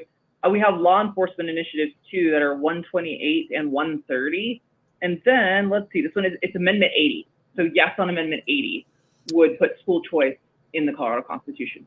And I'm looking now at the official Colorado Democrats ballot guide that came out from Mr. Shad. How much free stuff are we getting? Right. Well, in this case, they are opposing Amendment 80. Surprise. So the Colorado Democrats are a no on that. They are a no on your parole eligibility for crimes of violence too. And then no truth in sentencing for them. And they took no position on funding for law enforcement. Proposition 130. Which I've actually been giving Shad a hard time about because he actually specifically said they took no position on law enforcement. Like, and this is funding for law enforcement, $1 million death benefit if an officer dies in the line of duty. And he said, well, we don't support politically motivated unfunded mandates. That is what? ridiculous. That is ridiculous. That's half the Democrat proposals. What the hell? Unfunded mandates. That's half what they do. Oh my God. I can't believe that. I know. Yeah, that's their position. But if it's to the cops, no. If it's to illegal immigrants, then absolutely. So you all have three ballots, three initiatives on this year's ballot, right? That is correct. That is correct. The funding for law enforcement, truth in sentencing, and school choice. And let's go through real quick. Truth in sentencing, parole eligibility for crimes of violence, Proposition 128. Tell the folks what that does. Yeah, so this is actually our most popular ballot measure. Extremely popular across the board, despite what the Democrat Party wants to say. They're out of touch with their voters. Democrats who are polled love this initiative. And truth in sentencing would say if you're a violent criminal in Colorado, and we're literally talking about kidnappers, rapists. We give you an apartment complex in Aurora? Is that what the ballot does? No, it does not do that. But it's talking about the worst of the worst criminals, just other than first-degree murder because they're already subject to this. But every other really bad crime in Colorado, if you commit it right now, you get out after serving about 46% of your sentence. That's what happens in Colorado. We have the fourth worst recidivism rate in the nation. These violent offenders are getting back out on the streets, reoffending, hurting kids, hurting women, and killing people, literally. And so what this initiative would do is say, actually, before you're eligible for parole in Colorado, you actually have to serve at least 85% of your sentence and stay in jail, stay off the streets. That's why it's called truth in sentencing, so that the victims and their families actually know these people were sentenced to this amount of time, and they're actually going to serve it. They're not going to be back out on the street after serving less than half the sentence. Great. I'm glad you all are running that ballot initiative. And then let's do the other one, 130 for funding for law enforcement. We got that one provides the death benefit, right? It does. And it is a $350 million fund, one-time fund that the legislature is required to take out of the general fund and put into a law enforcement specific fund, because we all know they don't spend enough money on police officers and public safety across the state. They spend on their pet projects instead. And so this is what, why the Democrats don't want to take any position on it, because they'd rather take that money and spend it on their priorities. And we're saying voters across the state have a public safety priority that isn't being met. to put $350 million into a fund without raising taxes, no new taxes. Legislature already has this money, and put it there to raise salaries and hire more police officers across the state. And then in addition to that, it creates the fund for the $1 million death benefit. If a police officer, firefighter, or other first responder dies in the line of duty, their family would get $1 million death benefit. Because right now, all they get is 70% of the person's pension, which is a very actually low amount for the family to survive off of. Yeah, especially if they are new inside the service. If they are so unfortunate the first 2 to 3 years, that value of the pension is going to be so small. I mean, they're barely going to be able to afford to go to the grocery store for a week based on that money. And that's ridiculous, given the fact that these are members of our community that raised their arm, took an oath, went through training, put a badge on their chest, and decided to go out there and protect you and I. It's crap that we don't. And I think this is a good start, but still, if I had a family member come to me and say, I'm going to be a cop, I'd say, don't do it. Yeah. Don't do it, because of the liability issues that you are going to have to make a decision within a split second. And you could, one way or the other, even though you're trained, even though you had no intention of harming somebody, you're not a racist or anything like that, but because of the decision you make, you may end up spending the rest of your life in prison. I think it's a good step in the direction of recruiting people back into law enforcement, but I think most people are looking at the liability issues of becoming a police officer and going, that's too high at this point. Well, and that is why, like Aurora Police Department had a number of people just quit and change careers. That's happened across the state, and that is a state law that is really tough. There's been a few localities that have actually changed it and said, no, we're going to accept the liability on behalf of our police officers. I think that's a good answer right now in Colorado. But yeah, that's a bad law. But this is saying, hey, there's still so many people who do choose to go into that career and do want to protect our communities. So let's get them the higher salaries, let's get them the training, and let's get them the death benefit. Hope they never have to use it, but if they do, let's make sure it's there for their family. Christy Burton Brown, Executive Vice President of Advance Colorado. They've got 3 ballot initiatives out. There's a total of, I think, 14. We're going to get all the numbers today. I'm going to put together a ballot guide, the Jeff Hunt ballot guide. We'll see how Billy feels about it. I'm doing one, but it's a coloring book. It's written on a napkin. Yes, at exactly. Bar Trivia. Yep, that's exactly it. According to Advance Colorado and their ballot initiatives, they are recommending a yes on Proposition 128, parole eligibility for crimes of violence, a yes on funding for law enforcement, that's Proposition 130, and a yes on Amendment 80, school choice in K through 12 education. As I said at the very beginning, thank God for Advance Colorado. Yes. Christy Burton Brown, Michael Fields doing good work to improve the state. Christy, thanks so much for being on the Jeff and Bill Show. Yeah, thanks. Have a good Monday. Thank you both so much. Take care. Bye. What do you think of these ballot initiatives? Sound good to me.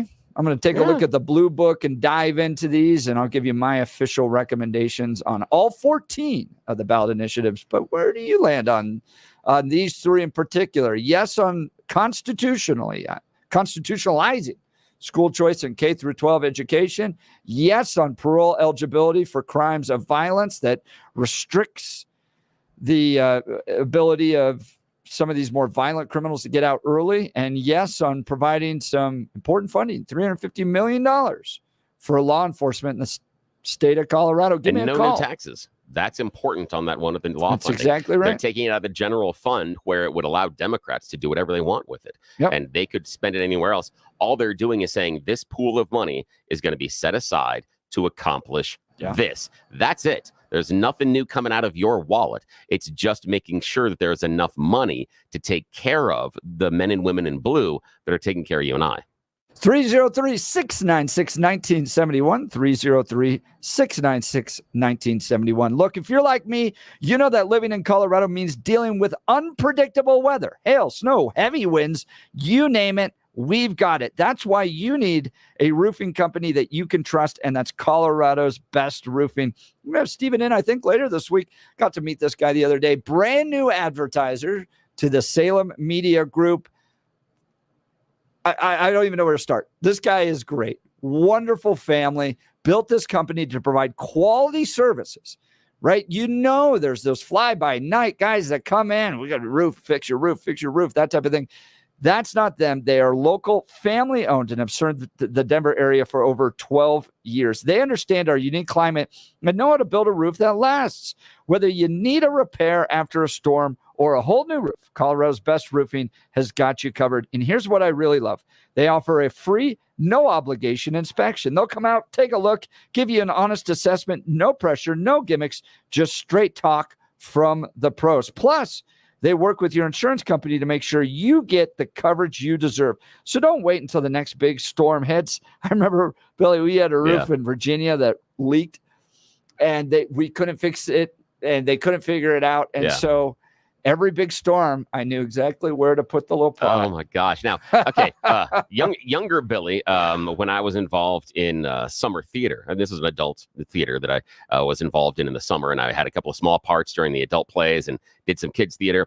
There was a leak in the roof. So during a specific performance, if I was working in an usher, I had to climb into the rafters and set up the bucket to catch it so it didn't drip onto the stage. So I was sitting up in the rafters the whole time. The fun part was during intermission when I'd get to climb down, empty the bucket, and then get back up there. Yeah, so I get it. And I love the fact that Colorado's Best Roofing is now here with Jeff and Bill because, again, they're a Colorado company and they know what it takes based on our weather. A lot of these transitory guys come in and out, and they're going to use the cheapest quality materials and get whatever crew they can just to make it look like they're doing the right work.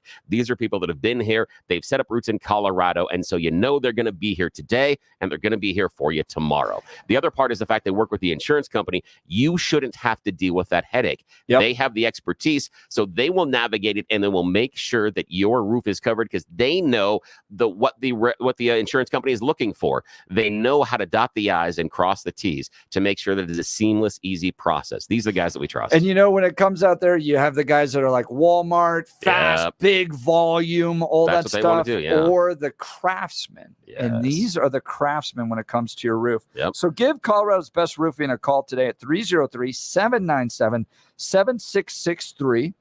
That's 303-797-7663, or visit them at roofingcolorado.com. That's roofingcolorado.com. Trust the best, Colorado's Best Roofing. Steven's going to be joining us later, I think, in the week. And I think Wednesday, maybe. When he and I went out to lunch the other day, you know what we talked about? What? What'd you talk about? How Jesus Christ changed his life. No. Yep. Okay, Pure testimony guy, went through some attention. really bad areas of his life, and he cried out to the Lord, and it changed his life. And he goes, you know what? My company is a gift to God.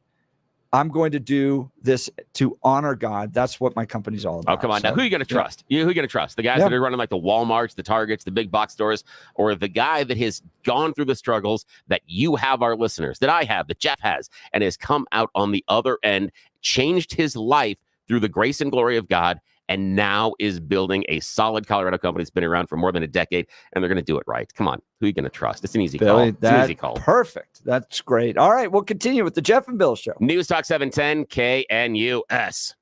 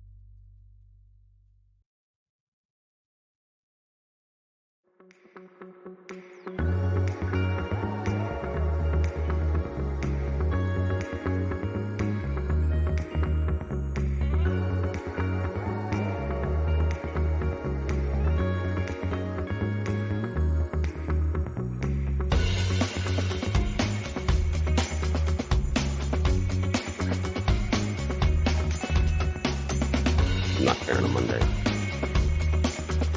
Friday's fun.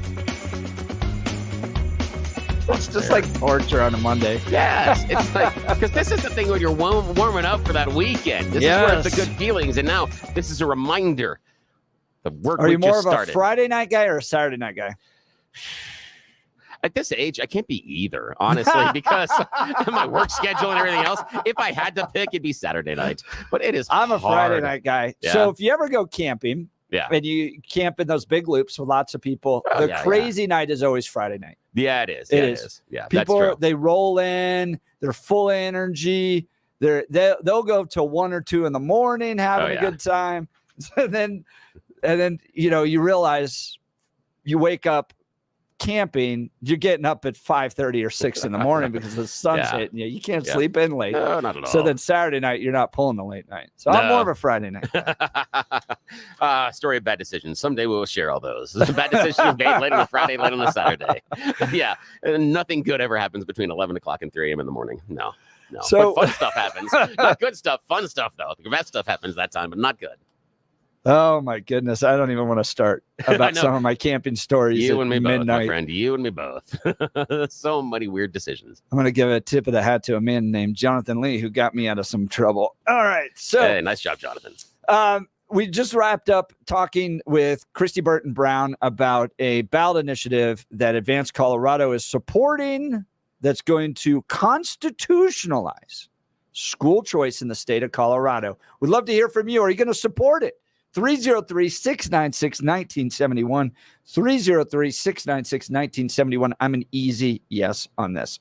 Look, if you're considering selling your home, go with the team that's not only going to give you top-level service, but will also help you earn more from the sale of your home than any other agent. Gay Ribble's proven to get more for her sellers because they have ready buyers looking for a home in your area. They don't just make this claim. They can sit down and actually show you their list of over 14,700 buyers. This gives you an immediate advantage. Sure, you can hire any agent to sell your home, but isn't it all about how much you're going to put in your pocket after closing? The Empower Home team specializes in making sure you make the most amount of money. They will sell your home at your price, or Gay will buy it guaranteed. Reach out to my friends and realtors, Gay Ribble and the Empower Home team of Keller Williams. Call 833-301-SOLD. That's 833-301-SOLD, or go to gayasthebuyers.com. That's GAYE hasthebuyers.com. We'll continue with your calls and texts. You're listening to the Jeff and Bill Show. News Talk 710 KNUS.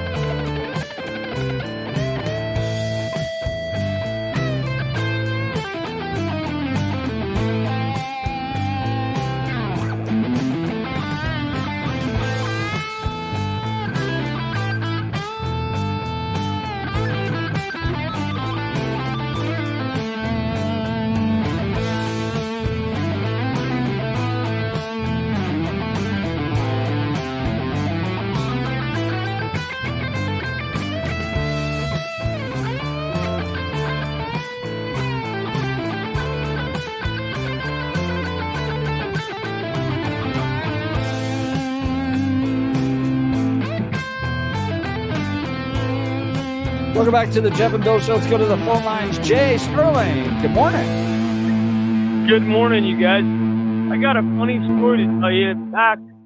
So my grandma and grandpa and other couple farmers out here, back in the day, they said that they would run 2 horses up about 15, 18 miles up to a bar. They'd go dancing every Saturday, not every Saturday night, but Saturday nights. And the horses, so they didn't have to worry about coming back home. The horses knew the way back home. That is great. But they did that for years, you know. I mean, does that count as a drunk driving because the horse is a vehicle? No, maybe. Can you be driving while horse riding? Back in the day, I don't think you could. Yeah. but yeah, you guys would have to tell me that. But they played it safe, I guess, is my overall point. So the horses knew where to go home because they did it every Saturday night. But where were they at Sunday morning? Church. You know it. That is fantastic. If that ain't country, you kiss my butt. That is the line of the morning, Jay. You win. That's fantastic. Jay. Thank you. I know you can get in trouble for riding a bike while intoxicated. Yeah. I don't know if you can get in trouble for riding a horse while you're intoxicated. Tell one of our sheriff friends. Pulling the wagon. They're pulling the wagon. Oh, that's so they were just sitting in the hay in the back of the wagon. Oh, yeah. I don't think you can get in trouble at all there. You're not even piloting it. You wake up back home in the morning in the back of the wagon. Well, obviously, I don't know. I mean, I wasn't there personally, but who knows? They got off the wagon and went in the house, obviously. But... Oh, that is fantastic. Best horses ever. Yeah, those are good horses. I'll tell you something else. If my grandpa, if him or my uncle didn't get the cows out of the pasture and move them back home for winter, if he was within 5 to 7 days late, because he did it every year, of bringing them back home, they would break through the fence and go back home 2 miles. Oh, no cows. Way. They knew that. Cows, 80 cows, 80 head of cows. That is crazy. If he was within, I don't want to over exaggerate it, but within somewhat of a week difference of bringing them back home to the, where the barn was at and everything else, where the corrals were at. That is funny. Those are well-trained animals. Find their way home. Jay, great call. Great story. Thanks for starting us off Monday morning that way. Oh, it's wonderful. Oh, the horses took it home from the country dancing. Now there's that self-driving. We still want another car. That's exactly what we want. That's awesome. All right, we'll continue. You're listening to the Jeff and Bill Show. News Talk 710 KNUS.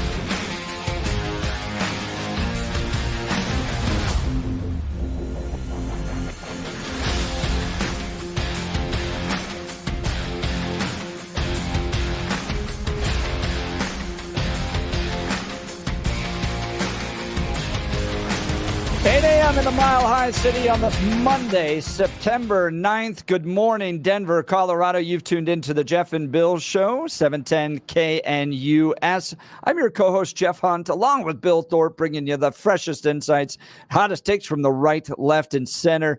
Congratulations. You won the lottery. You're waking up in the greatest country in history. We're gearing up for a whole another hour of engaging discussions, critical analysis, and most importantly, your calls and texts, because this is where Denver's voice is heard loud and clear. So grab a cup of coffee, Denver, and let's dive into the issues that matter most to you right here, right now. Coming up after the news commentary with Blake Olson, Bush stays silent on how he will vote in 2024. Bush had previously supported the campaigns of John McCain and Mitt Romney. I've got some words for George W. Bush on this one. Time to get in the game. I understand that Dick Cheney has got the personal little battles between Liz Cheney and Donald Trump, all that stuff.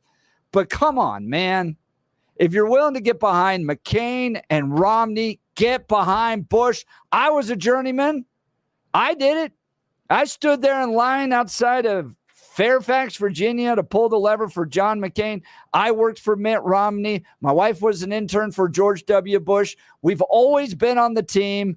We fight for whoever's at the top of the ticket. The fact that he's not willing to, give me a break. All right, I'm going to get more into this, but let's have news and commentary first with Blake Olson. Good morning, Blake. Yeah, just because President Trump insulted his brother Jeb. What a bozo. Still doing it. Uniparty garbage. I can't stand that. I mean, this is all right. I'm going to get unleashed on this one because this makes the argument that there is a uniparty. When you do crap like this, when Dick Cheney doesn't just say, well, I'm not going to vote for Donald Trump, but goes all the way to voting and supporting Kamala Harris. He's worse than a left. He's worse than a Democrat. It's horrible. How do you look at Kamala Harris and go, as someone who is ever a Republican, she is the most progressive, liberal U.S. senator that we've ever had. Yes. And he's like, I'm going to pull the lever for that. God. You make the argument. You absolutely make the argument that there's a uniparty and, and Donald Trump is right to fight it. Yeah. And all these years we defended him. Come on, put the country first. Don't put your little family squabbles first. Seriously, what is Dick Cheney? Is he Darth Vader? You remember for I think he is. 8 years. For 8 years, the Democrats, this guy's literally Satan. Darth Vader. He's the worst thing ever. Yeah. And now he comes over and supports them. What do you do as a Democrat? For all those Democrat callers that normally call in, I'd love to hear from you. How do you feel about Dick Cheney coming and going, Kamala Harris is my gal? Yep. His first name represents him well. 64 and sunny in the Denver area, expecting a high of 90 today. The 7-10 5-day forecast coming up. Our top story. Colorado has the third highest number of charter school students in the entire country.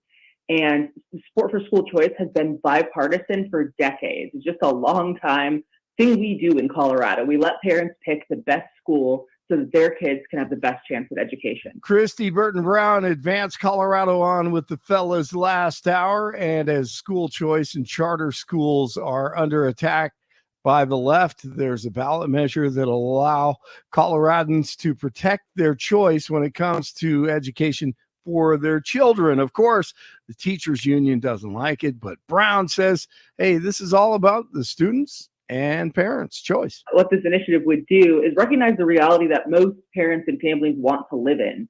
And that reality is that parents get to evaluate the school their kid goes to. And if they think it's high performing and great and they're happy with their neighborhood public school, great. Let your kids stay there and let them succeed in that school. But if your kid is better served by a charter school, a private school, by homeschooling them, by taking advantage of Colorado's open enrollment laws that allow you to cross district lines and go to a different school for your kid, well, then right now in Colorado, you have the right to do all those things because we believe one size doesn't fit all and that no child should be forced into any school. Makes sense to me. Never let anyone take your joy from you. I call myself a joyful warrior. Yeah. Right?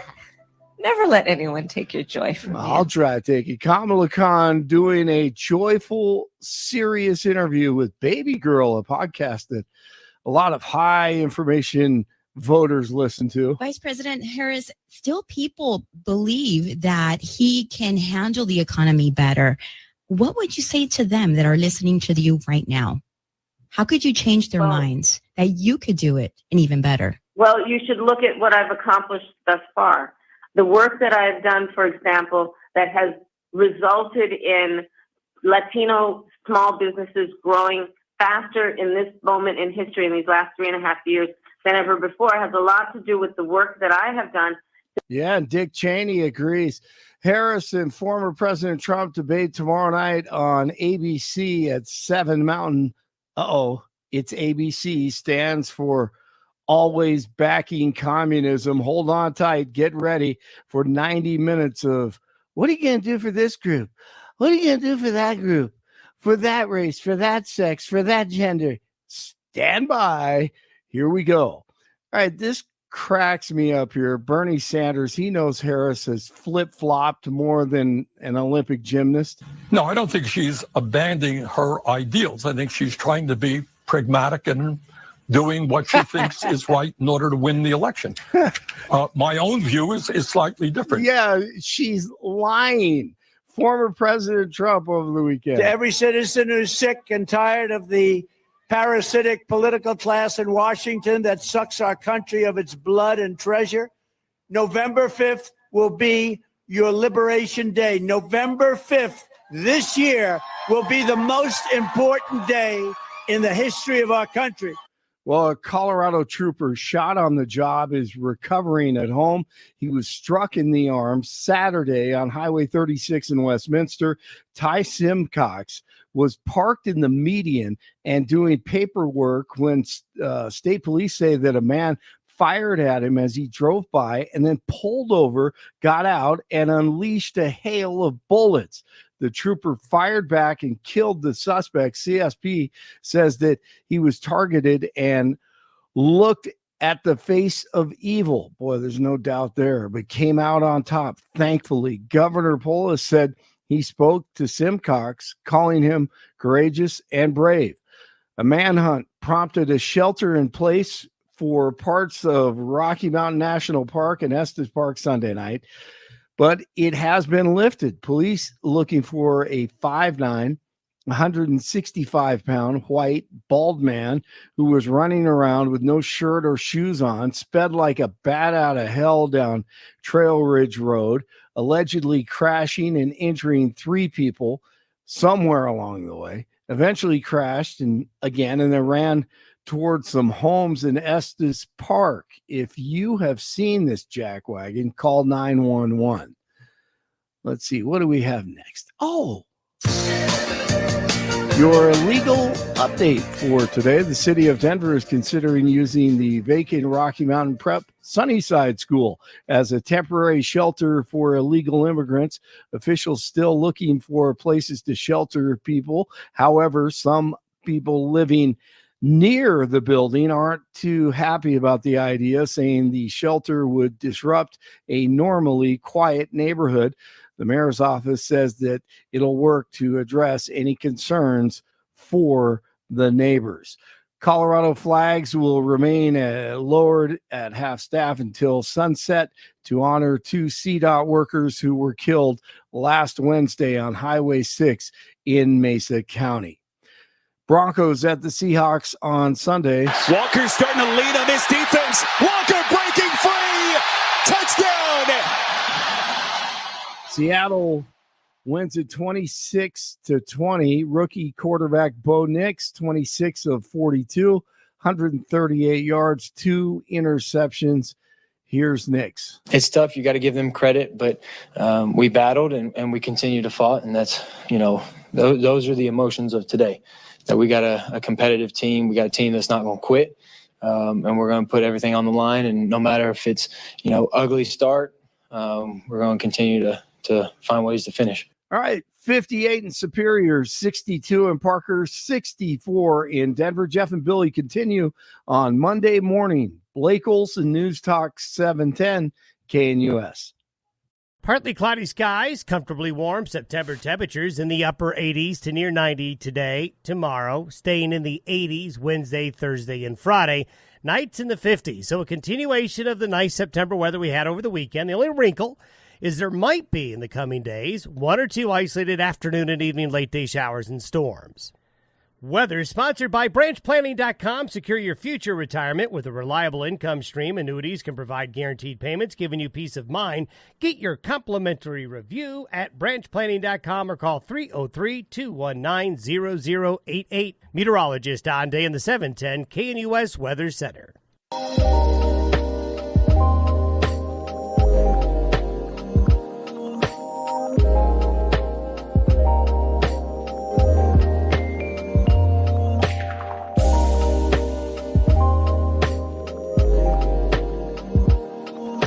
I'm going to do my best because I know some of the liberal callers don't like it when I get to work.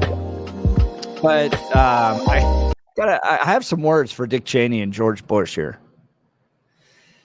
Here was Dick Cheney on Friday afternoon. Hear ye, hear ye, hear ye. Statement from former Vice President Dick Cheney.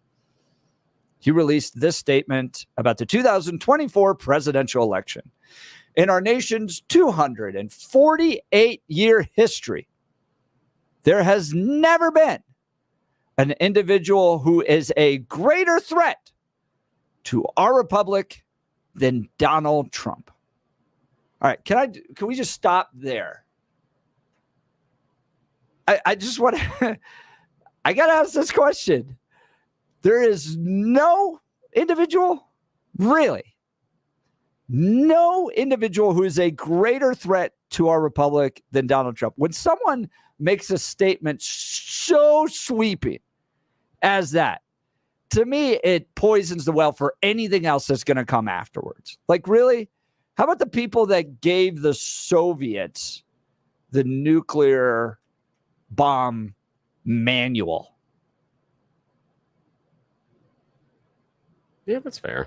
I mean, can you really say there's never been an individual who's a greater threat to our republic than Donald Trump? I think this is, I mean, just as an aside, I think this is a problem with our politics in general, is that it has become hyperbole rather than actual statements. Because, I mean, there's probably not the right time to do it. But, you know me. But there is one candidate in this election that talks about, and has for the last 8 years, that if this happens, then you won't have a country anymore.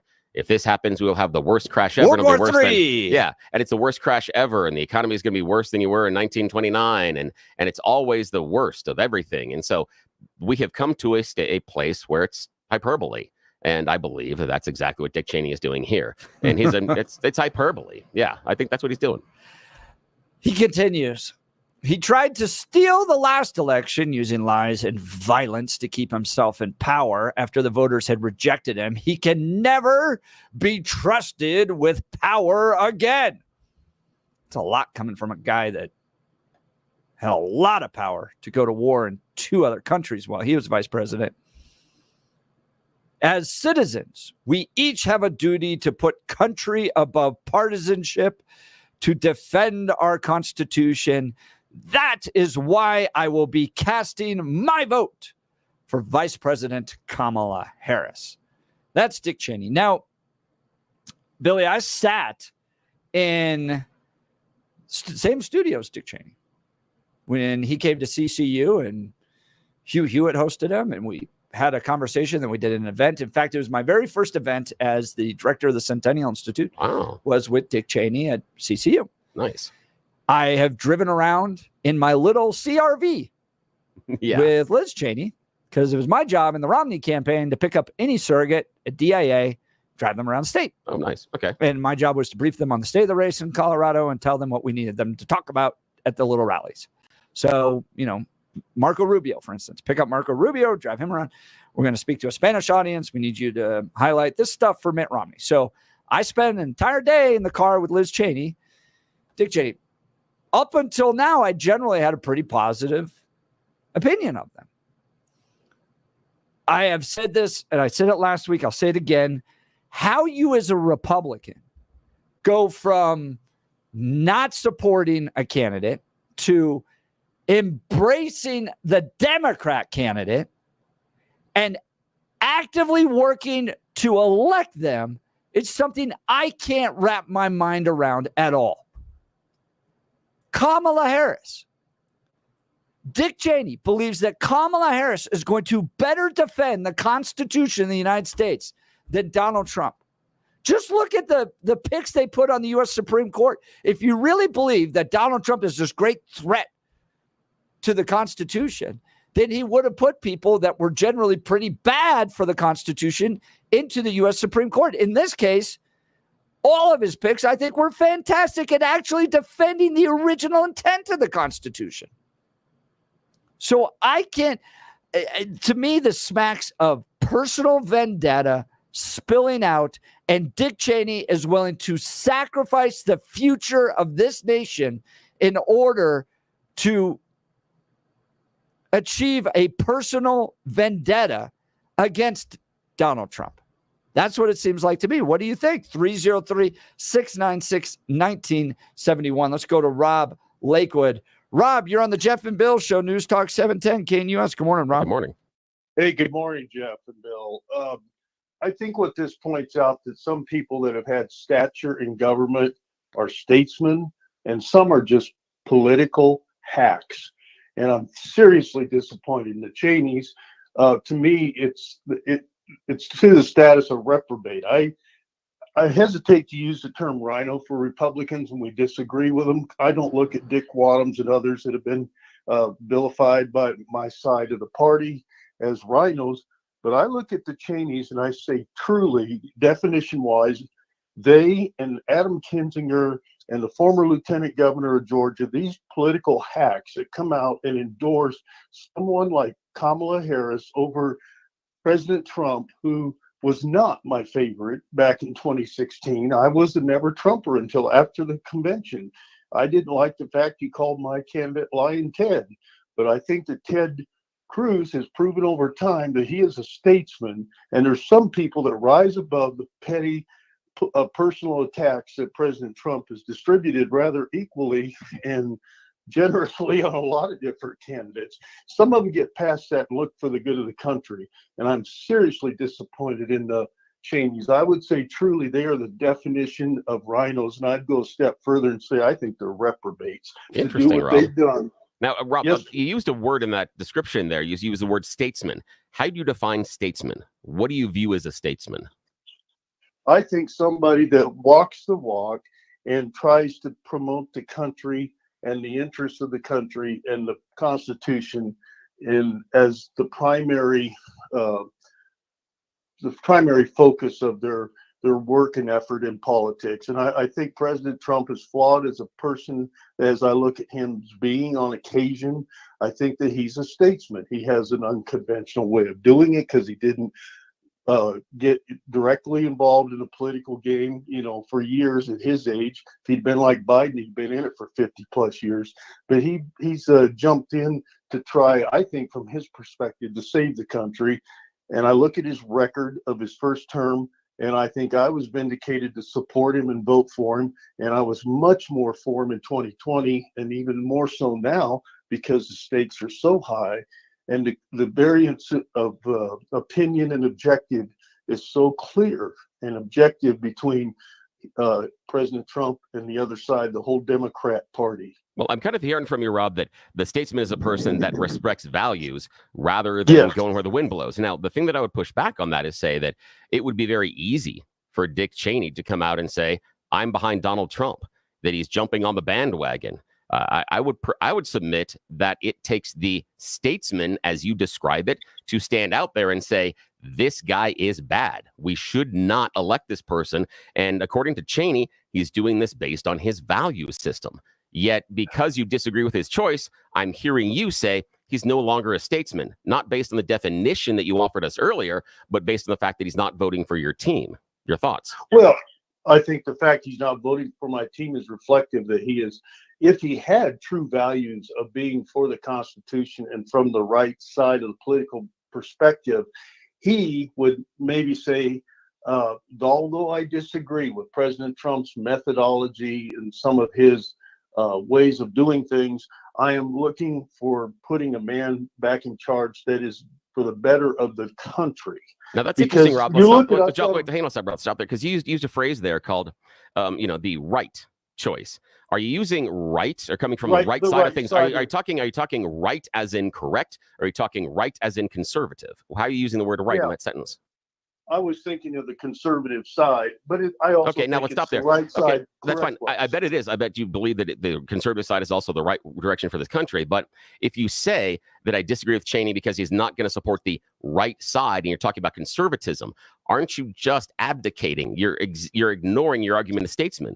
Because statesmen, where you referred to them earlier, are people that stand on their values. And that's where I'm getting challenging the dichotomy in this, is that because Dick Cheney is no longer voting for our team, he's now not conservative. He's not conservative. He's a rhino, and he's no longer a statesman. Not based on the definition you started with, but based on the fact that he's not wearing the right jersey. Is that fair? No, I don't think so, Bill. I understand where you're coming from. And yes, I disagree with him because he's not supporting the candidate that I support. To me, it's so clear. It's black and white between Kamala Harris and Donald Trump. If you get past the personalities, I think it's unfair to attack her because she's got a silly, crazy laugh at times, or cackling stuff. That turned people off. But there's things about Donald Trump that turn them off towards him. So I'm saying you have to look at policy. You have to look at what they've done. And now she wants to claim that she's done all this great stuff for small minority and Hispanic business as part of the Biden administration. Well, if you're going to take that, you better take some of the negatives too about increasing the rate of inflation that in the grocery store on some items. I think, because I do our family grocery shopping, it's hit 50% or more on some things. Well, maybe on some things, Rob, but let's talk about the policies. What are the policies that Joe Biden and Kamala Harris implemented that increased inflation? What are those you can point directly to? What do you feel are those policies? Well, I think it's the emphasis of their Green New Deal policies and crippling business with regulations and this type thing has created inflationary stuff at the foundation of business. Okay, now Rob, let's stop there for a second. Let's stop there. One, Green New Deal wasn't passed, but we can talk about some of the stuff in the Inflation Reduction Act. But more importantly, Rob, is that if you are going to give Kamala Harris and Joe Biden blame for inflation, you also, in order to be intellectually honest, have to give them credit for bringing it down. Because remember, inflation rose all over the planet. I'm not going to argue the fact that how it's still at 3%. Hang on a sec, but just below 3%. But 3% is natural. That's what it should be. Well, I think it's 1.5 to 2%. No, it's not. Natural. Cost of living increase every year is about 3%. That is an economic truism. Cost of living rises about 3% every year. That's why COLA raises are normally 3% or a little bit 4%. That's why they're there. So that's what you're expecting. But the more important issue is if we're going to blame Joe Biden and Kamala Harris for causing the inflation, then you have to give them credit for bringing it back down to 3%. You can't turn around, Rob, and say, in my opinion, that, hey, they have horrible economic plans. They don't know what they're doing. But the thing that you said was so bad, they brought it back down to 3%. We can talk about the grocery store prices. That's a different argument. But how can you blame them for the inflation rising, but you can't give them credit for it falling? Help me understand. Well, that's fair, Billy. I understand. I didn't say they're wrong on totally everything, but I think their motivation is wrong, and that drives bad policy. And I think the fact, the grocery store story, because I do the shopping, is what it is. It hasn't gone back down. And we can say the overall right. It's 3% over the last year. It's 20% over when they started as president. Well, in my understanding, they don't calculate fuel rates in there and a lot of grocery stuff in that rating. If they did that, the rate of inflation under this, this deranged administration, when you look at the people they've appointed, they've got a bunch of idiots in there, but then they're bad themselves. And so if you look at the range of what has happened in their almost 4 years of governance, the inflation would be more accurately somewhere around 30+%. That's actually, we don't look at inflation over the course of the lifetime. No, because what we do then is you'd look at inflation always rises. We would sit there and say, well, over the last 20 years, it's gone up this much. Oh my God, what are we doing? That's the anecdotal story of I paid $0.25 for a Coke when I was younger. Now I'm paying $1.50 at the vending machine. Oh my God, prices are out of control. Nobody can control it. That is just the function of time. That's the time value of money. That is what happens. We don't sit there and look look at the idea and compound the inflation over year to year. It's just not economically done. Now, hang on. But you were talking about it, and the thing that I keep hearing from you, Rob, is you say all these bad policies, but you're not willing to recognize the policies that even you admit lowered inflation. I'm not saying they have a lot of policies that lowered inflation. That's different. But if you're also looking at what you're paying at the grocery store, you'd have to explain to me why, as earlier guest Aaron Real pointed out, the head of Kroger came out and said, yes, we artificially kept our grocery store prices too high for a while. We were taking money off the back of our consumers. Right. That's one component of it. I know, but that has nothing to do with Joe Biden or Kamala Harris. But Rob's feeling that pain, and he's blaming him for it. It's not coherent. Well, Billy, good things would be okay, but and I understand natural inflation occurring, but 3% a year is totally different than 30+% if you factored all the costs over a 3.5 year period. It's totally different. Rob, but we would have to look at the idea of supply chain and what happened to the supply chain at that point, Rob. And I appreciate the phone call, but that's the issue: is you're starting at a point where supply chain was constrained at artificially inflated prices and not giving any credit on the other back end. And economically, it's difficult. There's lots of components that contributed to inflation, but MIT found that the single greatest contributor to inflation was government spending programs. All right. With all the work I've had done to my teeth, believe me, finding a good dentist makes all the difference. I'd like to tell you about Dr. Mike at Rocky Mountain Dental Group. He helps people like you and me look and feel amazing by providing the best dental care available. See for yourself all the 5-star reviews at RockyMountainDentalGroup.com. Here's one. I've been going there for over 20 years. Dr. Mike and his entire staff are outstanding. I like the fact that the same person always cleans my teeth. If you need an awesome dentist, Dr. Mike is your guy. Look, if your gums are receding, maybe you got braces later in life, it's critical to address this issue promptly. Dr. Mike is a top-tier expert in the Chow pinhole surgical technique. This method requires no cutting, no sutures, and virtually no downtime. The procedure involves just making a small pinhole in the tissue and gently repositioning of the gums. Schedule a free consultation with Dr. Mike to discover all the benefits of this revolutionary procedure. Call 303-233-1335, 303-233-1335, or visit RockyMountainDentalGroup.com. That's RockyMountainDentalGroup.com to book your free consultation today. We'll continue with your calls and texts. You're listening to The Jeff and Bill Show. News Talk 710 KNUS.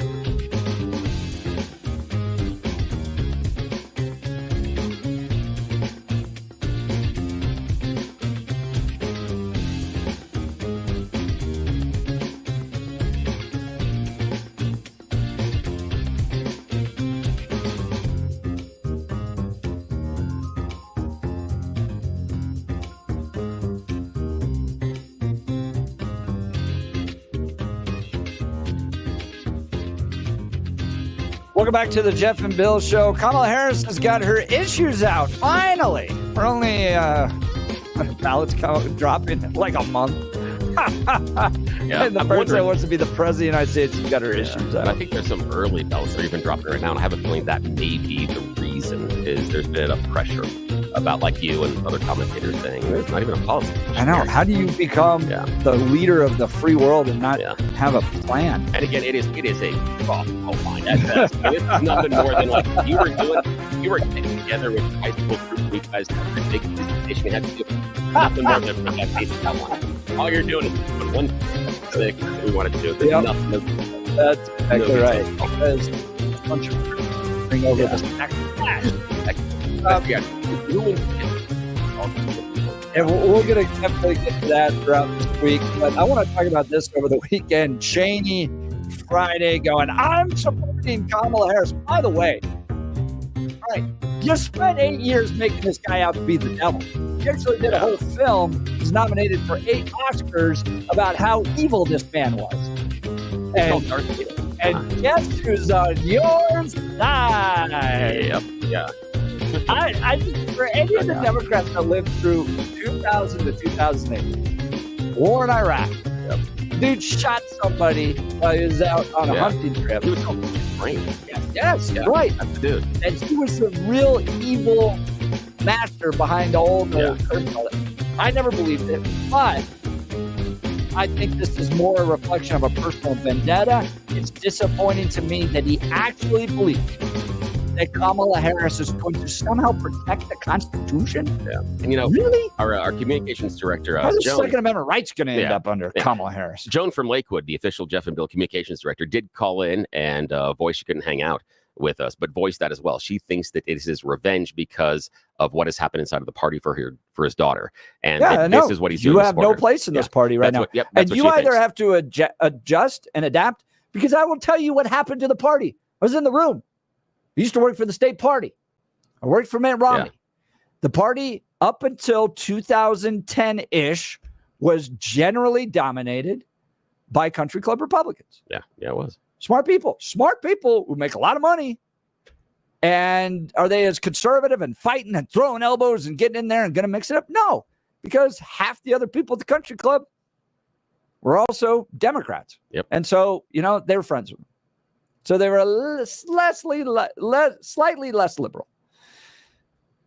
They were generally in control. And then, but they had all these meetings going, how do we bring in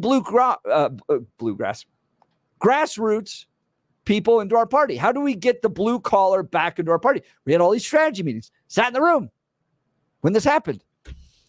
2010, the Tea Party started to rise up. We had one last blip of the old school Republicans in 2012. But since then, it's been grassroots, blue collar dominated. Donald Trump, I wrote about this in 2016, tapped into what I call the forgotten man. Because I was sitting there watching how a billionaire, a guy that should have been part of the country club Republicans, he was connecting with these West Virginia coal miners. He owns country clubs. Yeah, right, exactly. How is he connecting with these blue collar West Virginia coal miners that love the guy? Because West Virginia used to be a blue state. Yep. And here all of a sudden you got these guys that are like all in for Trump. I'm sitting there going, he did it. He solved it. And Rick Santorum wrote a book called The Blue Collar Conservative, saying the future was with the blue collar. All right. So the party shifted. Yeah. And I would say at the same time, the Democrats abandoned the blue collar workers and went more into the intellectuals and into the houses of higher education. They went that direction and said, we were the smarter ones and we are going to be the smarter party. And so, at the same time, so while those blue collar voters were being abandoned and forgotten, and again, it wasn't a change right at the right time, but you're right. Those blue collar workers were being abandoned by the Democrats years before, not a long term, but at least 8-9 years. You can look at a slow erosion of what the Democrats were doing. And it was ripe for the Republicans to come in and take a hold of that voter block. And I see some strategy things on the Democrat side of stuff that they're really struggling with that. They're really trying to figure it out because they figured the blue collar would always hang with them. Yep. And they still can't figure out why the switch has been made. Yeah. That's a really good point, Billy. So that change took place. And either you adjust with the direction of your party. Yep. There haven't been, and I will caveat this with some squishiness that's happening among spending with Donald Trump and abortion and some tariff stuff. I'd say generally you don't have a total broad abandonment of Republican values that's taking place. I think you can critique some of Donald Trump's policies, particularly around spending, tariffs, and abortion, and go, come on, get with the game here. You need to sharpen up and get more conservative on these issues. But I mean, for Dick Cheney to jump entirely over to the Democrat Party, I don't understand it. It just reeks of personal vendetta for me. All right, let's go to the phone lines. Joe Arvada, you're on the Jeff and Bill Show, News Talk 710 KNUS. Good morning, Joe. Hey, morning. Well, hi, Jeff. Billy says he wanted to talk about economics, and I'm willing to, but that's not why I called. I called more on what you're talking about now. Let's go. One, Dick Cheney is a poster child on why you should vote for Donald Trump. Dick Cheney is everything wrong with the uniparty. Liz Cheney is the uniparty. No, Joe, I think that this only makes the case for Trump more. I'll be honest. He goes out there and goes, there's a uniparty. It's made up of Bush and Obama and the Clintons and the Cheneys, and they want war, and they're willing to drag our sons and daughters into war. And then you go out there and endorse Kamala Harris? Remember Halliburton? Anybody? Come on. Look, the other thing I want to disagree with right off is there is no way that Democrats are smarter than Republicans. No, they're more indoctrinated than Republicans. They're indoctrinated by fools. The wise man knows the difference. The fool has said in his heart, there is no God. In Ecclesiastes, it says, the fool's heart leans to the left, the wise man to his right hand. Yes, the difference between the left and the right. That's not politics, though, Joe. That's not what oh, yes, it is. No, that's where you are way off, Billy. No, that's where you're off. The left is a ship of fools. On the right, we have the only hope in the right. Now, there are fools in the Republican Party, Dick Cheney, or previously in the Republican Party, Dick Cheney. There are fools that need to be expunged. That's what we're calling Republican in name only, because you're a fool, Dick Cheney. And Liz Cheney, you are fools. Joe, help me understand why can't they come over and be a part of where the Republican Party is right now? Look, my wife interned for Bush. I worked for Romney, stood in line to vote for John McCain. I've always supported who is ever at the top of the ticket because I understand that what the progressive, godless, radical left is doing to this country is destroying it. So I'm always going to support anybody other but them. Why can't they come over? Hold on here. Wait, Joe, before you answer, I think I have an answer, and I want to get Joe's reaction to this because he and I have talked about this off air and a little bit on the air about why people like Dick Cheney can't get on board. And this is what I'm going to submit and see if Joe agrees. Because it's no longer the Republican Party, it's the Trump Party. Your thoughts, Joe? No, the reason that it is the Trump Party is because Donald Trump is for America first. Donald Trump is for freedom. Donald Trump is not for war at any cost in foreign lands. The reason Democrats. It's the Trump Party Democrats is because he's not an idiot and Dick Cheney is. That's the reason.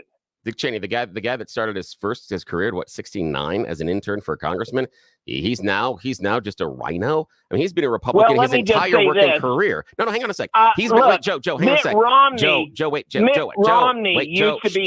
stop for a sec. Dick Cheney since 69 has been working for the Republican Party, for leaders, Secretary of State, Vice President, considered to be the most powerful vice president ever.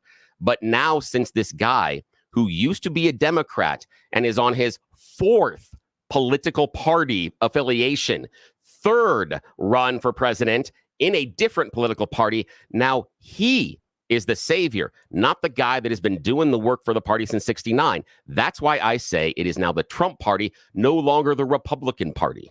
That's why. No, it's because a person that has not only a great intellect, but also understands who the American people are. We do not want war in Ukraine at any cost. Push the nuclear button on 3. No, that is not what our country is about.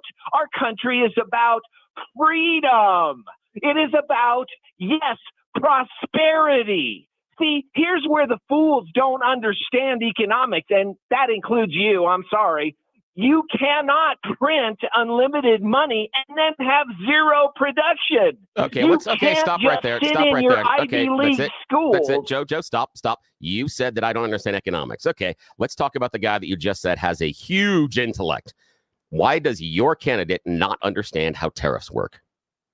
You're missing what I also said. Joe, stop. Just a second. No, Joe, no, I'm sorry. This is participatory. And again, Jeff and I host the show. You want to be in charge, get your own show. We're going to continue this conversation this way. You said that Donald Trump has this great intellect, yet he routinely demonstrates he doesn't understand the fundamental principle of tariffs. Why? And I'll say again, I said that Donald Trump has a huge intellect and he is for American freedom. Now, that does not answer my question, Joe. Go back to the tariff. Why does he not understand how tariffs work?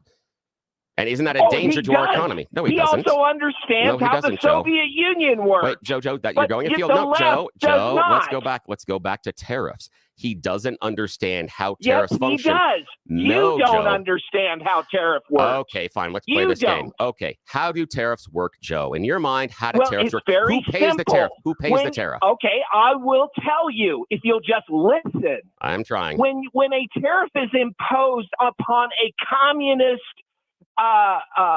tyrant like China, they cannot sell their goods and dump them here at ultra low cost. And it helps our economy by having our employees work at a real cost instead of slave labor. Slave labor can be used all over the world to lower the cost of things, but it's cruel and demeaning to humanity. All right, stop right there. Therefore, Stop there. Stop. Nope. Stop right there. Stop right there, Joe. We're gonna go back to your definition. No, tariff. No. Stop. We're gonna go back to tariffs. What is the function of prices on tariffs? Because the importer pays that tax. The communists are still going to pay their low wages. They're still going to have their low price for the exporting of goods, but it's the American importer that pays that tax. That cost is passed along. That cost is passed along to the consumer. You can't tell me that Donald Trump is going to make the economy better when he's going to increase the cost of goods for the average American. That is dumb. I will answer you. Sure, try. Yes, there is some benefit by receiving ultra-low, tyrant-created slave labor goods. No, Joe. No, I asked you about the tariff because his plan is going to make everything more expensive for you and I. His plan is going to make things more expensive. If we're worried about how much we're paying, I'm explaining it to you. You're not explaining it correctly. You don't understand how it works. Well, then be quiet and listen. I'm trying, but you keep going way far afield on things that are totally unrelated. Okay, well then listen for just more than 10 seconds. If you can stick to the topic, great. Let's try. Once the tariffs are imposed, the country that is doing the slave labor realizes we can't have 6-year-olds making shoes.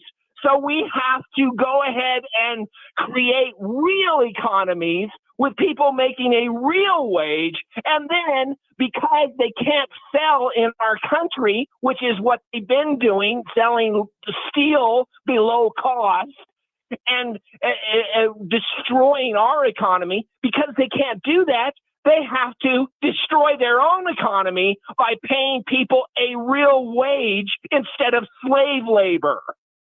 That's completely and totally wrong based on economy and based on how tariffs work. I'd say you just advocated that the tariffs would actually have them improve the conditions for the workers in the host country. No, here's what I think is going to happen. It will probably bring jobs back to America, but it's going to make things more expensive. That's why most conservatives don't support tariffs.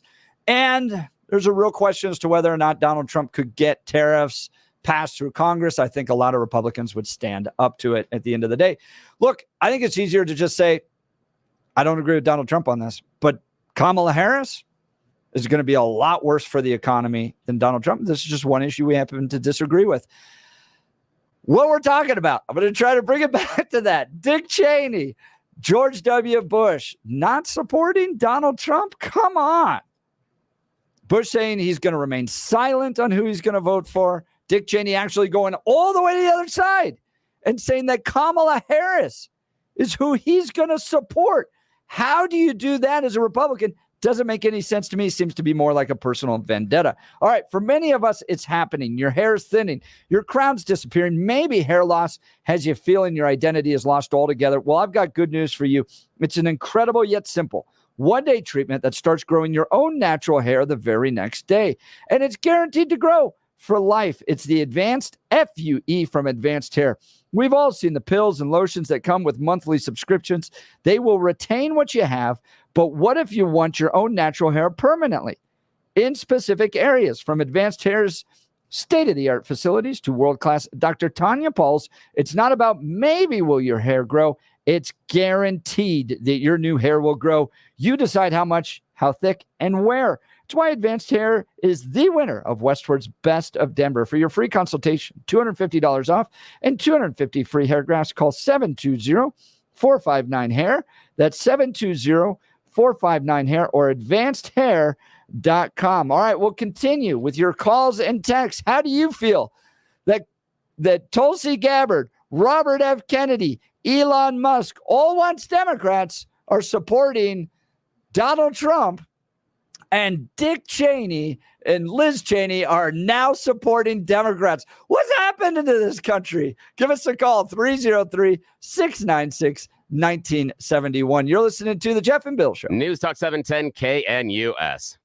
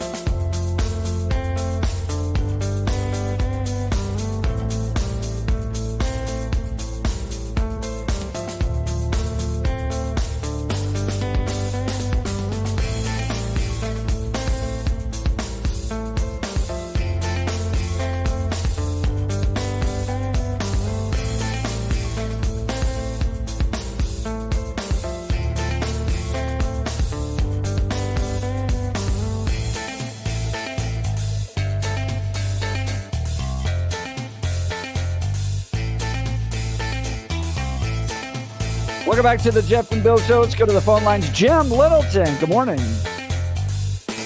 Good morning, gentlemen. I'm just going to say that I think Billy's being disrespectful concerning. When you call it the Trump party, I think that sounds like a cult. I'm voting. He was not my first choice, not even my second choice. I really like DeSantis. I thought he'd be a great selection. But anyway, I'm picking the least of the evils from the point of view of I see the Democrat Party destroying America. And I think what Trump has done is he's reshaped the Republican Party to reflect people such as myself. I hated the Republican Party before. It was a bunch of rich, fat, white guys that wanted to go to war at any excuse or were Jim, I appreciate it. We're just running out of time here, but Donald Trump's also rich. Yeah, and it's fair. Jim, but Jim it's funny he fair. appeals to guys like that, which I appreciate. The reason I say Trump party is Joe and I have gone back and forth about a year Yeah. about is it the Trump party or not. That's the reason. You're listening to the Jeff and Bill Show. News Talk 710 KNUS.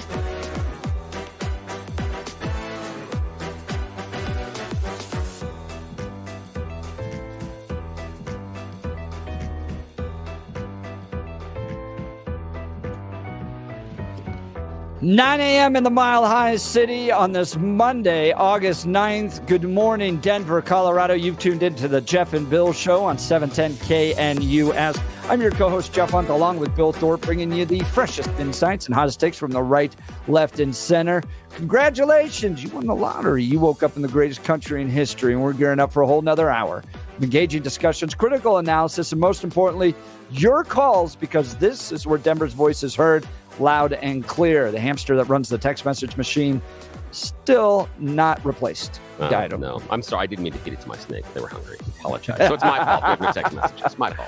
Still can't get into the text message. Nope, we can't. So if you're wondering why we're not responding to you, That's because we hate you Yes. and are Yes. disappointed that you listen to our show. Yes, and my Just snakes are kidding. hungry. Yes, that's it. But you can always give us a call, 303-696-1971.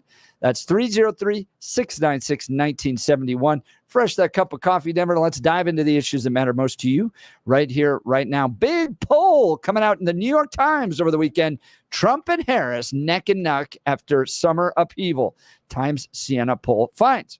Survey finds that Donald Trump is retaining his support and that on the eve of the debate, voters are unsure they know enough about where Kamala Harris stands. Wow, really? Maybe if you'd put out some series of issues, maybe a few months before you decide to become the president of the United States, we might have a better understanding of who you are. But instead, today, September 9th, they put out their issues.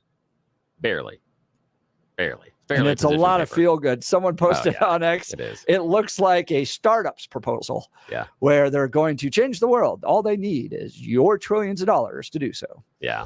And the only hard part is that it's kind of the same thing that Trump has as well. So they did just enough. But I think this is also, as you were talking about last hour, it was just enough pressure from people in terms of politics and also just from the average voter going, yeah, we see who you are, but we don't know what you want to do. She's your gal pal. Yeah, man. exactly. That's the thing. Is That's all the that matters. oprification started to wane a little bit. And so just like she pushed off the interview until the last possible moment, she pushed off policy positions until the last possible moment because as long as you like her, you can assume she has the same interests and policies that you want. So that's Now, why they hold off as long as possible. I got through my entire college career Yeah. on that exact model. Nicely done. Of Nicely turning done. it in right before it was due. I had a roommate who's actually gone on to be very successful, flight surgeon of the year in the United States Air Force. And he's a doc in the Air Force, and he would do his homework, send it to his mom for review, send it to his sister who's a teacher, get all of his essays like triple edited before he turned it in. And guess who wrote their essays 30 minutes before they were due? And then we got the same grade. It drove him nuts. Oh and my I God, said, that's funny. I said, this is not a reflection of you versus me. This is a reflection of our professor. Yeah, of the standards. That is accurate. It's a reflection of the standards that are required. Yep, exactly. So up next is news and commentary with Blake Olson. Now, Blake, I got a question for you. I saw Tyreek Hill was detained prior to playing his game on Sunday, got arrested. And now the footage is coming out and all that stuff. He got detained for not having a license and I guess driving recklessly prior to the start of the game. I remember the golfer got arrested right before the golf game too. Do you remember that a few months ago, Blake? We can't hear you audio. There he is. Right. You remember the got Blake? me? Yeah. Oh we yeah, got you. yeah. No, yeah. He was before the tournament. Yeah. Who was and then that? they got it all cleared, and then he was able to tee off. Yep. Yeah. So I think that there's a new job out there for like an attorney to just be like ready to get your players out of jail prior to game starting. Like that's your job. You're on call. You never know. You're quick to race down there to the jail and bail them out so that they can play. But Tyreek Hill detained right before playing the game. That's just crazy. It's amazing. But that is what they call an agent. So that's true. They're on call. Typically they're time. Attorneys, and a guy like Hill has his agent and attorneys his on agent call is 24/7. His agent is Drew Rosenhaus. That guy don't play. No. He was probably in the back of the car with him. Yeah, either that or Drew was going to say, I got some of my really hard guys that'll come down here to the station and talk to you about this. Yes. In fact, yes. the arresting officer, detaining officer, has been placed on leave already. That was done What, before. wasn't it didn't the other cop that with the, you guys got to help me because I golfer, don't know music. I don't know sports Yeah. names like you It guys was do. Chambly or whoever it was. His name's escaping me, but he's one of the best Golfers in out the there. world. But didn't the Yeah. cop lose his job or something? Or I don't Remember know that if one. he I didn't follow it did. up. Yeah. I don't think so. I think that all kind of ended, you know. does anybody lose their job these days? Because I feel like Radio some hosts people do. do. Radio, yes, but like if you're you- conservative, if- you lose if- your job. If you are working for the Secret Service, those guys are Yeah. still all employed. Yeah, and Yeah, here's, no here's the weird doubt. part. Now you can see, you can understand why Tyreek Hill, given his age, his wealth, trying to get to the stadium, he may have been driving erratically. Maybe. That is fair. That's an absolutely fair He's critique. he's one of the fastest Yeah. men in the world. Yeah. Okay, I he can- likes yeah. speed. He's irresponsible. I mean, he does this all the time. But did He- anybody get Yeah. hurt? Can't you Well, just go, the all other right, part is- Tyreek, after the game, we're going to Should deal have. with this? And the other Yeah. part is the detention. What, based on that driving, led to a detention that couldn't be taken care of? Because I'm hard pressed to think that anything Tyreek Hill was doing was greater than the issuance of a ticket and a citation. Right. That's hard. And remember, here with our very own Denver Broncos, and I don't remember the receiver's name. I don't know if it was Sutton Judy or one of the other ones that famously was pulled over during a traffic jam outside of Dove Valley because this particular Bronco was driving down the middle of the road with their emergency flashers on and going around all the traffic in order to get to Dove Valley. And when they were pulled over, they said, well, that's why I use my flashers, because when you use the flashers, you can do that, right? No. Yeah, to deliver a baby. Yeah, exactly. But the thing is, he wasn't arrested, wasn't detained or anything like that. And Got a citation for it. Laura Yeah. Bobert delivered a baby on the side of the road. A lot of people don't know that. Exactly. Is I that remember right? reading her Wow. biography, her fourth child. But I feel like the cop in this, unless it was egregious, unless there was like real threats to haven't violence, seen it. Yeah. I feel like the cop would have been like, "Oh, Tyreek Hill, Yeah, allow me to maybe. give you the escort Yes. treatment here." And can I get Yeah. free tickets? Right. That would be the next question. But he does, you know, he does have a history of these type of things. Oh, really? Yeah. I didn't know yeah. that. Oh, yeah, he does. Yeah. Yeah, he See, does. this is poor just choices stuff He I behind does. the know. wheel. Now the part that I didn't like, I mean, come on, man. Yeah, yeah. So his touchdown celebration, I don't know if you saw it. Yeah, the handcuffs. Yeah, the handcuffs. So he put his hands behind his. Love that. his That's back. hilarious. See, you Well like done. that? I didn't like that. See, for me, this is for me, Blake, is that, you know, I'm an old punk rock kid. That's a That's punk a thing punk to do. rock move. That Yes, is Punk rock exactly. move. I No love doubt. that one. Yeah, that was No doubt, that hit me in but- the heart. That was good. I like that. I have tons of stories on him, but you know, you just got to pray for him. I mean, Yeah, you do. he is incredible, unbelievable athlete. But as good as he is on the field, as great as he is on the field, he's even a little bit wackadoodle off it. So, you know, like a lot Agreed. of them are, you know. So, hey, you know, the uniparty thing, I feel like telling this story. I have to. Please really do. quick. Story time with Okay. Blake. Okay. Okay, story time. Here we go. So it's been 10 years, right? Yeah. And I heard Trump speak for the first time. This is before he announced that he was running for president in 2015. So I hear him, I'm like, he's going to win it. I didn't know that much about Trump other than the Washington Generals, and I saw him on the Phil Donahue show a few times, like 20 years earlier. I didn't follow him. I didn't watch the TV show, but I listened to him and I said, he's going to win. He's going to win in 2016 because he is speaking for the people. So I'm talking to a friend of mine and I say, hey, you know what? We're talking about politics, and one of his siblings happens to be with the FBI.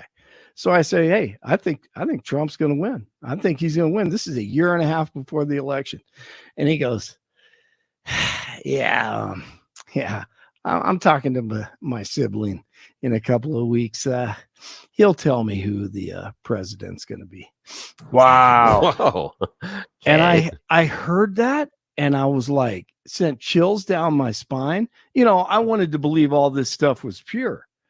And I said, that doesn't bother you? I mean, what are we talking about here? What, seriously? Yeah, he'll tell me. He'll tell me he's going to be.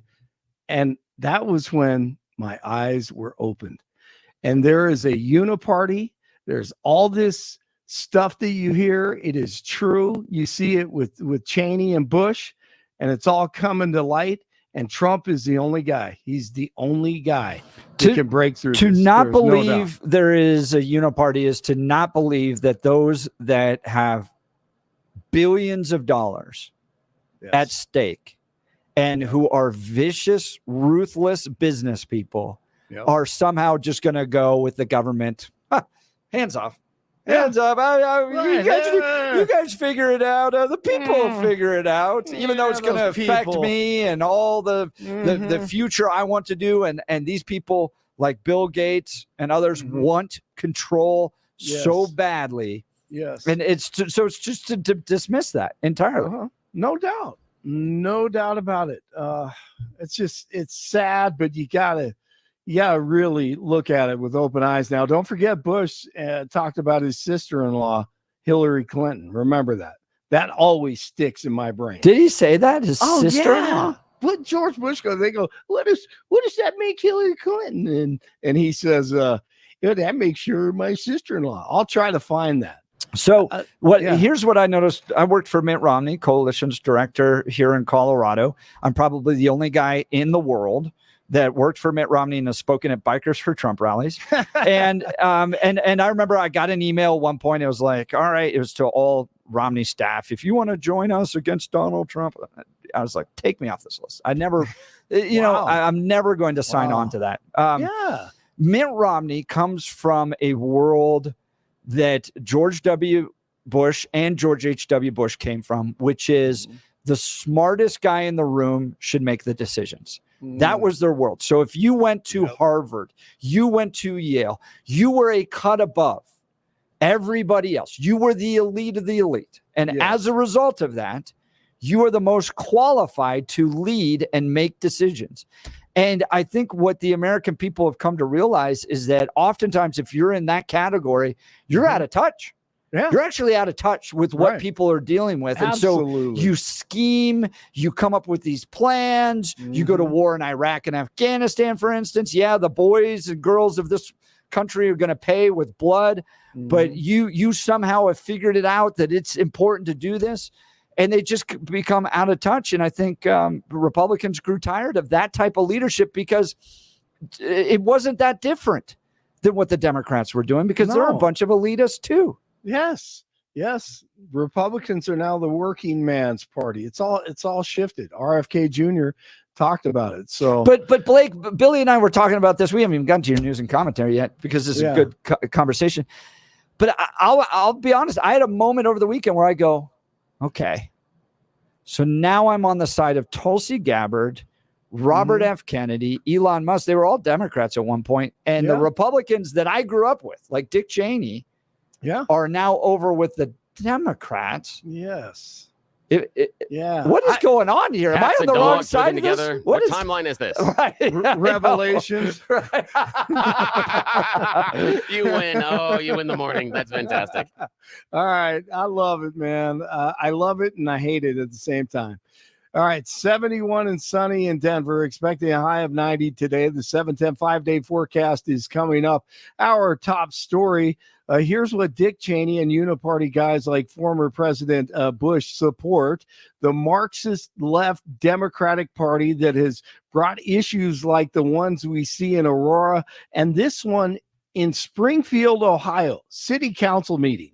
I'm done with what I'm seeing. It is so unsafe in my neighborhood anymore. I have the homeless that were trying to camp out, and I have made concessions with them, and I try to help them the best I can to keep them from trying to squat on my property. But it is so unsafe. I have men that cannot speak English in my front yard screaming at me, throwing mattresses in my front yard, throwing trash in my front yard. And I can't. Look at me. I weigh 95 pounds. I couldn't defend myself if I had to. Up to 20,000 illegal Haitians have reportedly overwhelmed this town of 60,000. Time to send them to camp out outside maybe Dick Cheney's ranch. Let's do that. Vice President Harris, still people believe that he can handle the economy better. What would you say to them that are listening to you right now? How could you change their minds that you could do it and even better? Well, you should look at what I've accomplished thus far. That's in an interview with Baby Girl. Yes, she goes right to the journalist. Kamala Khan advisors scrambling with tomorrow's presidential debate on the horizon. Reportedly, they were forced to rewrite the Harris debate book playbook. The campaign says that she's handcuffed with debate rules. You mean she can't have an earpiece to her advisors telling her exactly what to say? Their campaign is crying out about the fact that she has to have the same rules as Biden, Jeff. Well, and Politico was reporting that she was going to fact check Donald Trump throughout it. So she was going to interrupt him and go, wrong, right. Wrong. That's what my stat knows technically. Yeah. One Democratic strategist told Politico that she could get thrown off by the muted mics. They also have a set piece ready to go, guys, that says that she'll turn to the camera and say, for those of you who can't hear it, Donald Trump is trying to yell over me. How many have you been in a meeting where you get talked over? So that's reportedly has been written and all set up for tomorrow. We will see. The debate is tomorrow night at 7:00 on ABC, which stands for always backing Cheney. I mean, communism, the Uniparty.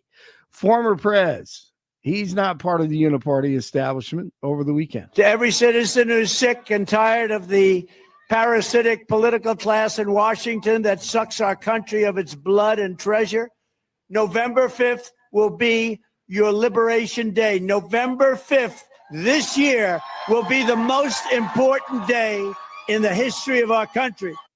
Colorado has the third highest number of charter school students in the entire country. And support for school choice has been bipartisan for decades. It's just a long time thing we do in Colorado. We let parents pick the best school so that their kids can have the best chance at education. Christy Burton Brown advanced Colorado on with Jeff and Billy this morning, and as school choice and charter schools under attack again by the left, there's a ballot measure that will allow Coloradans to protect their choice when it comes to education for their children. Imagine that. Of course, the teachers union doesn't like it, but Brown says this is all about choice. What this initiative would do is recognize the reality that most parents and families want to live in. And that reality is that parents get to evaluate the school their kid goes to. And if they think it's high performing and great and they're happy with their neighborhood public school, great. Let your kids stay there and let them succeed in that school. But if your kid is better served by a charter school, a private school, by homeschooling them, by taking advantage of Colorado's open enrollment laws that allow you to cross district lines. All right. Sounds great to me. Sorry I took so much time. Jeff and Billy. Broncos at the Seahawks on Sunday. Nix evades the sack. Nix the fake. Another fake, and he spins into the end zone for the Denver touchdown. And rookie quarterback Bo Nix, 26 of 42 in the air, 138 yards, 2 interceptions, 26-20 Seattle over the Broncos. I don't think we were far off. But, there's always going to be, even if we had won that game, you're going to go in there and correct it the same way. So find ways to run plays as efficient as possible and stay out of third and longs and, overall find ways to get a win in these tough games. Aaron Rodgers back in action tonight, Monday Night Football. 67 in Arvada, 68 in Highlands Ranch, 71 in Denver. Jeff and Billy continue Monday morning. Blake Olson, News Talk 710 KNUS. Partly cloudy skies, comfortably warm September temperatures in the upper 80s to near 90 today, tomorrow, staying in the 80s Wednesday, Thursday, and Friday. Nights in the 50s. So a continuation of the nice September weather we had over the weekend. The only wrinkle is there might be in the coming days 1 or 2 isolated afternoon and evening late day showers and storms. Weather sponsored by branchplanning.com. Secure your future retirement with a reliable income stream. Annuities can provide guaranteed payments, giving you peace of mind. Get your complimentary review at branchplanning.com or call 303-219-0088. Meteorologist Don Day in the 710 KNUS Weather Center.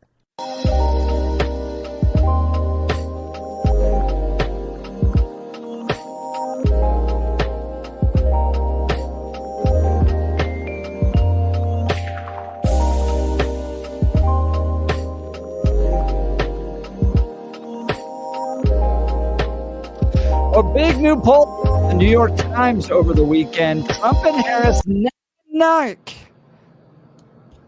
and neck after summer upheaval. Survey finds that Donald Trump is retaining his support and that on the eve of the debate, voters are unsure they know enough about Kamala Harris. By the way, with that debate tomorrow, some Salem deals and specials, right? Yeah, at 5 o'clock, Larry Elder is going to take over the radio station. He's bringing in a lot of politicos and going to do a ramp up, talk to you about what you should look for, what you can hear, positives and negatives based on how the outcome can go, and talk about some of the dangers for both sides. So again, Larry Elder starting at 5 o'clock, special debate coverage right here on 710 KNUS, and then we'll be running the debate live for you as well. And then Jeff and I will dissect it the next morning. Absolutely. Yeah, You're not going to want to miss that. That is tomorrow night, Yeah. 7 p.m. again, is the debate. 5 p.m. is when the coverage starts. No matter where you are roaming, this is radio, and you can stream us. So you don't have to worry about connecting to the TV or the YouTubes or nothing like that. You It can is just go so ahead and frustrating listen to us. to be like, do I have the subscription to get me this channel? I don't know. Who knows? Yeah, exactly. And then when you're starting to run video all the time on your phone, not only does it take up more memory, but also they're going to drop in ads and the other stuff. And it's clean. Just join us online. Join us through the traditional terrestrial radio. We got you covered. You're going to have the debate, no problem. So the New York Times big poll coming out. If the 2024 presidential election were held today, who would you vote for if the candidates were Kamala Harris and Donald Trump? Donald Trump up a point over Kamala Harris. They write that the honeymoon period may be over. The results are surprising, they say. But it's also plausible the poll is the first to capture a shift back towards Donald Trump. Do you think that the honeymoon period for Kamala Harris is over? The gal pal, the fun, all that stuff that came out of the DNC. And believe me, it was there. I was concerned because they Oprah-fied her. They made her your best friend, the one you'd want to have over. Let's talk about our latest book. And then they Obama-fied her. You're right, Jeff. And let me do this. And I'm going to take a moment here, and I'm going to talk to all of our CU buffs, football fans. And I know that Monday morning might be a little tough for you. And I'm just letting you know. Is she Dion? Is that what you're saying? No, what I'm saying is, is the honeymoon over? Because, that's I heard a lot from friends of mine that are a longtime buff supporters that they were a little bit concerned that maybe the honeymoon with Neon Dion is over based on they're not seeing the team move forward. So I think that could be very apropos. Are there a bunch of Democrats and independents like myself out there, not independents, unaffiliated out there? Are there much like us that feel the honeymoon might be over? Are they having those same feelings? A lot of our Buff fans are this morning. And again, thoughts and prayers and my apologies. Your team sucked this past weekend. I'm sorry. I'm not a Buff, but it was awful. I didn't want to see them lose to Nebraska. So, yeah. That was rough. Both games awful. were rough. We watched CU in Nebraska and then Denver and Seattle after about the third quarter. We're all right, let's go do chores. We got an aside here. Okay, just because second half. Okay, Broncos. We're going to Broncos here just for a second. Second half, we have a rookie quarterback in an away stadium that is one of the loudest and most difficult to play in the NFL. Let's make him throw. And yes, let's have him throw over and over again. Outside of Bo Nix scrambling, we had 1, 2, 3, 4, 5, 6, 7 attempted rushes in the entire second half by anyone that wasn't wearing a number 10 on their white jersey.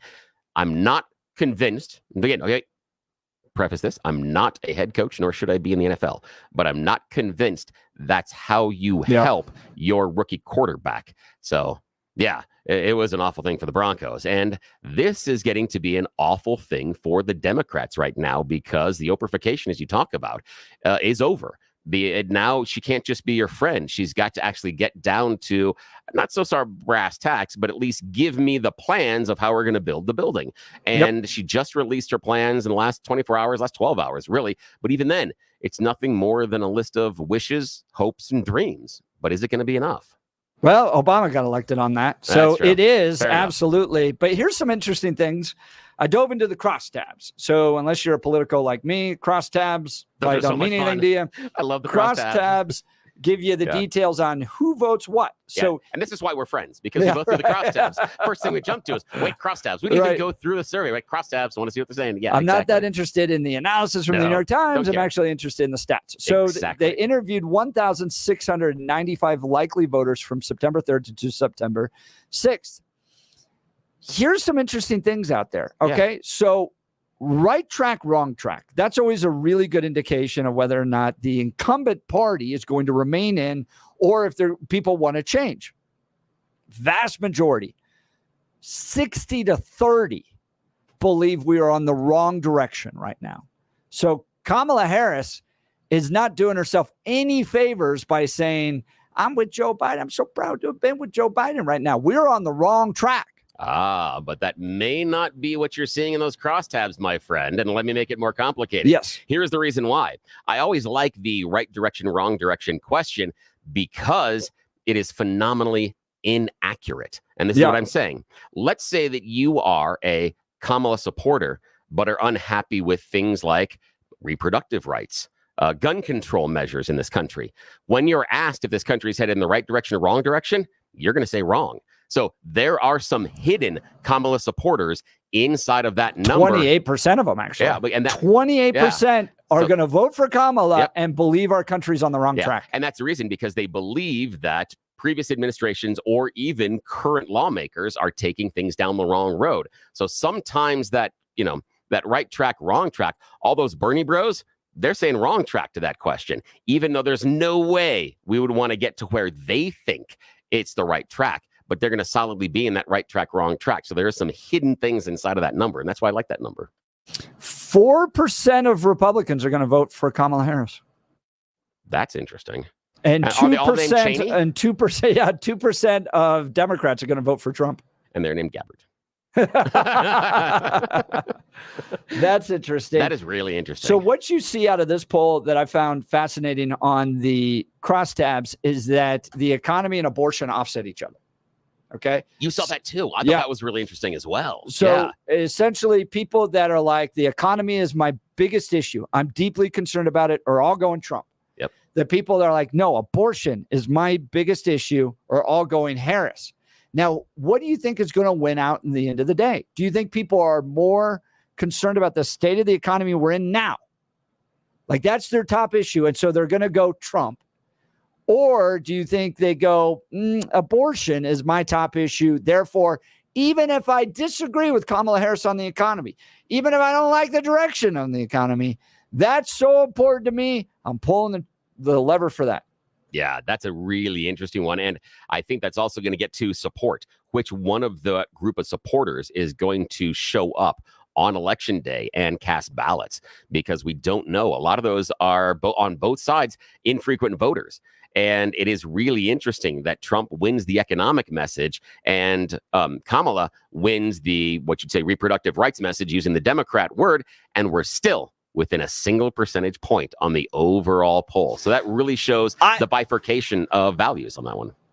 And I think it'll come down to the quality of the economy. So yes, you have some indications that things are getting better. We had in the 6 o'clock hour, we talked about that there's a survey that came out, University of Michigan, that people actually have more money in their wallet. But the stock market the last few days, last week or so, hasn't been great. So that's been kind of bouncing around too. At the end of the day, what do you think is going to drive people more to the ballot? Do you think it's the economy, the quality of the economy for their family? Or is it this abortion issue?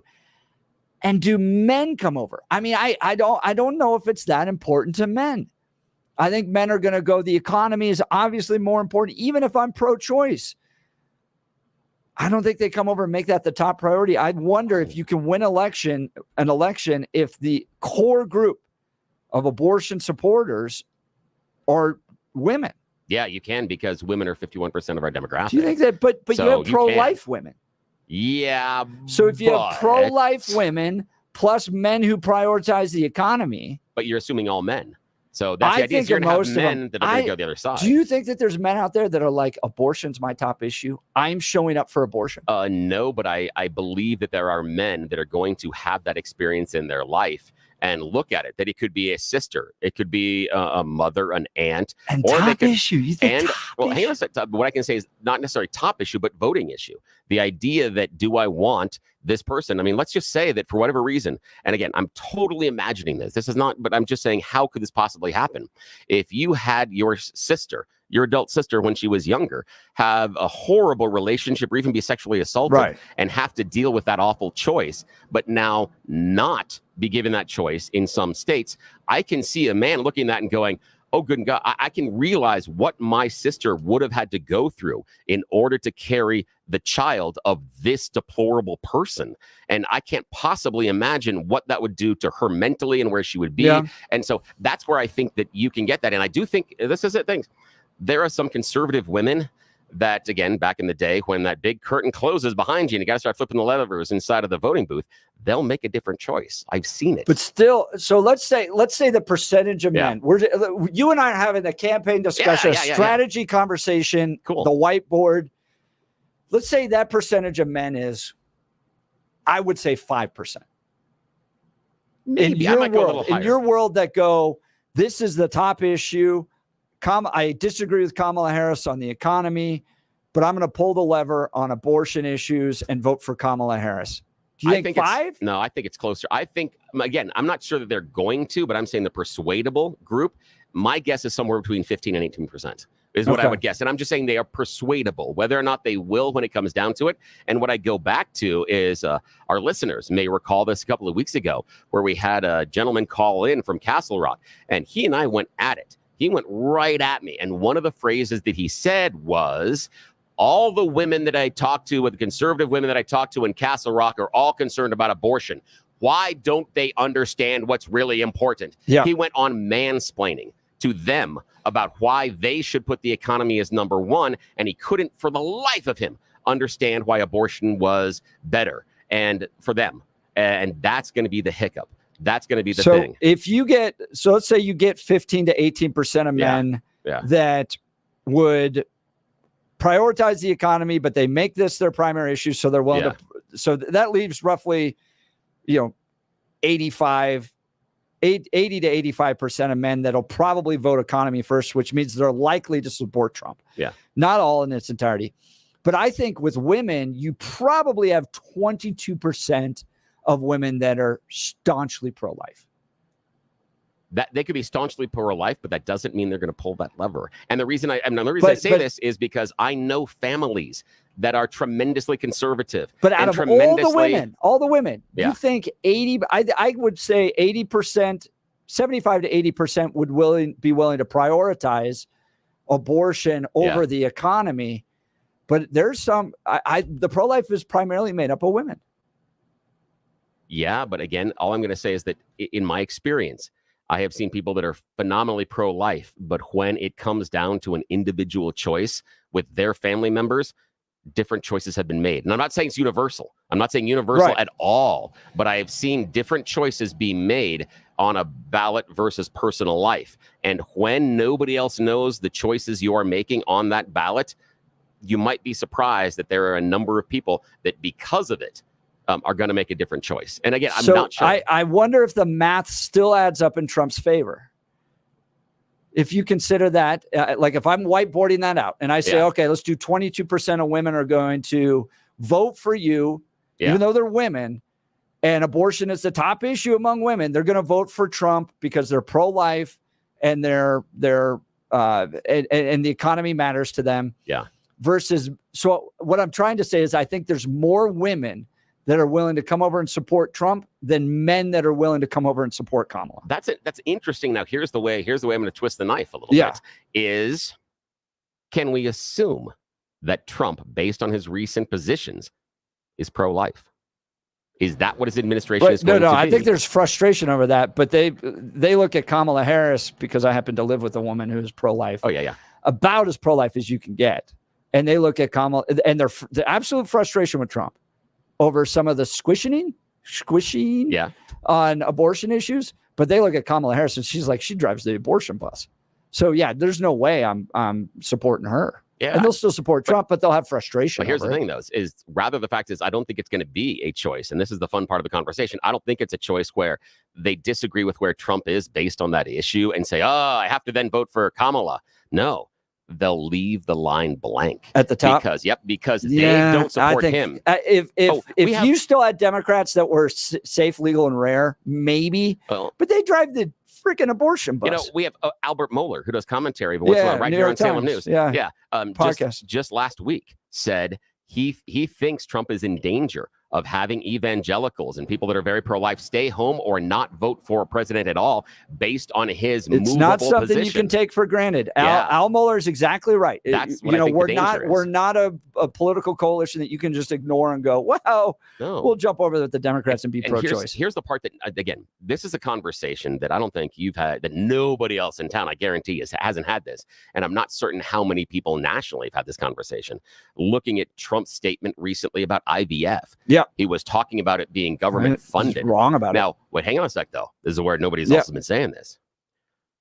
He's just advocated for a single payer healthcare system.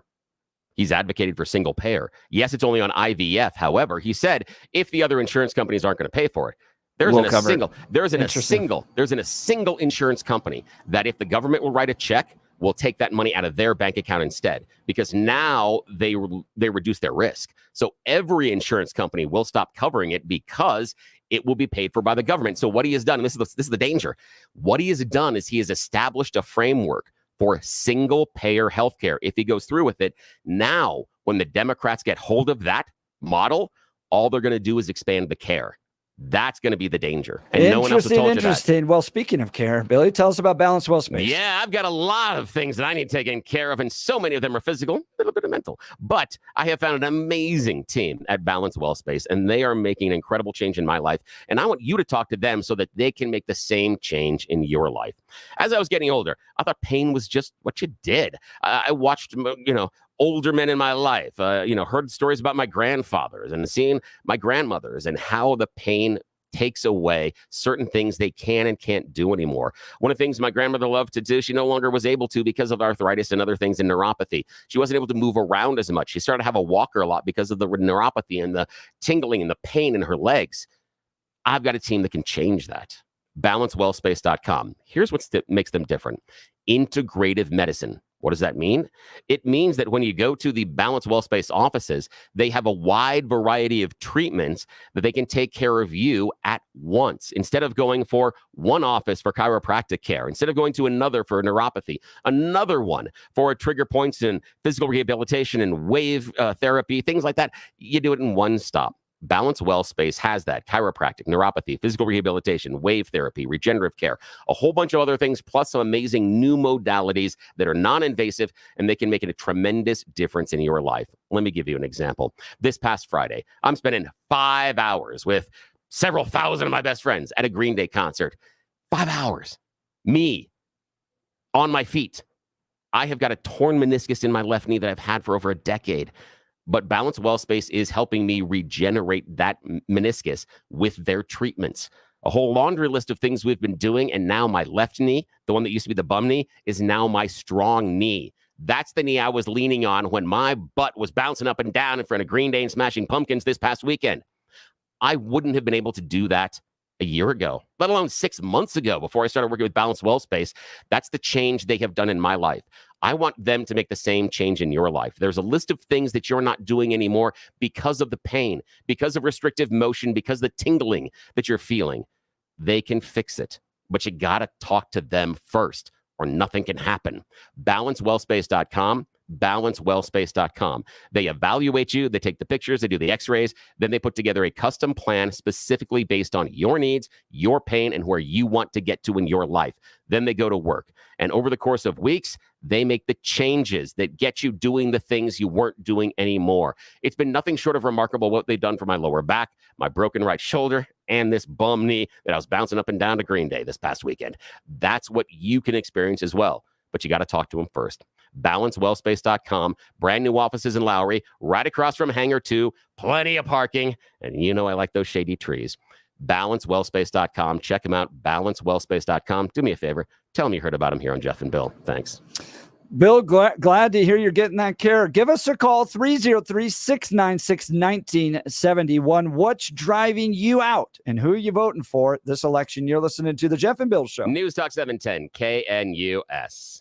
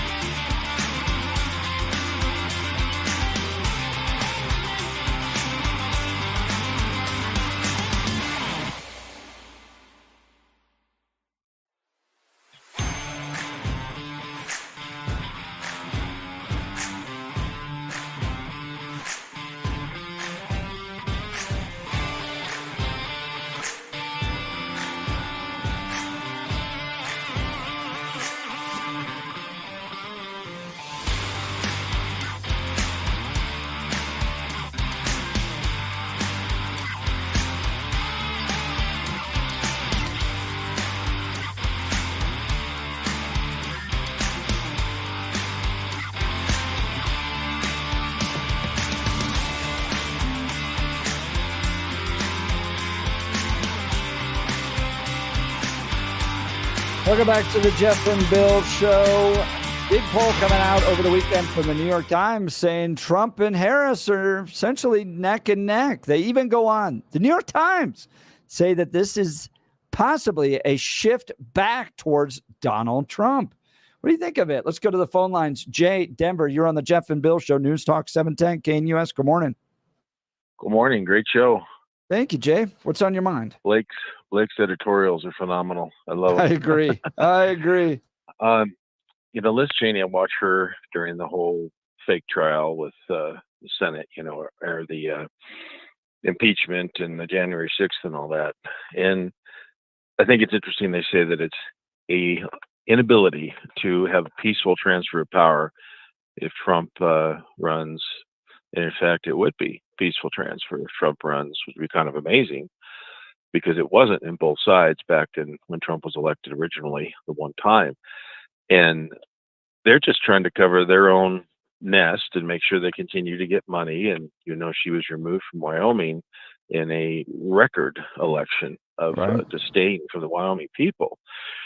And she's just like her father with a wig and just basically a little bit of a female look. It's just amazing to me that these people supposedly have principle in whatever they believe, unless it doesn't suit their own personal financial needs. Yeah, I don't know how you can be a Republican, embrace the Constitution, stand up for all that, and then go, Kamala Harris is my gal moving forward. Doesn't make any sense. Jay, really appreciate the call. Look, thanks so much for being on the show. I want to talk to you about my friends over at Mountain High Appliance. They've cooked up some tasty deals for your kitchen now. For a limited time, receive up to a $3,000 rebate with the purchase of qualifying GE Cafe appliances. Enjoy the Mountain High Appliance price match guarantee and special financing options. Visit one of their 4 locations for all the details and upgrade your kitchen with GE Cafe appliances in Denver at East 64th, Littleton, Louisville, and Glenwood Springs. Mountain High Appliance. Experience the difference. We'll continue with the Jeff and Bill Show. News Talk 710 KNUS.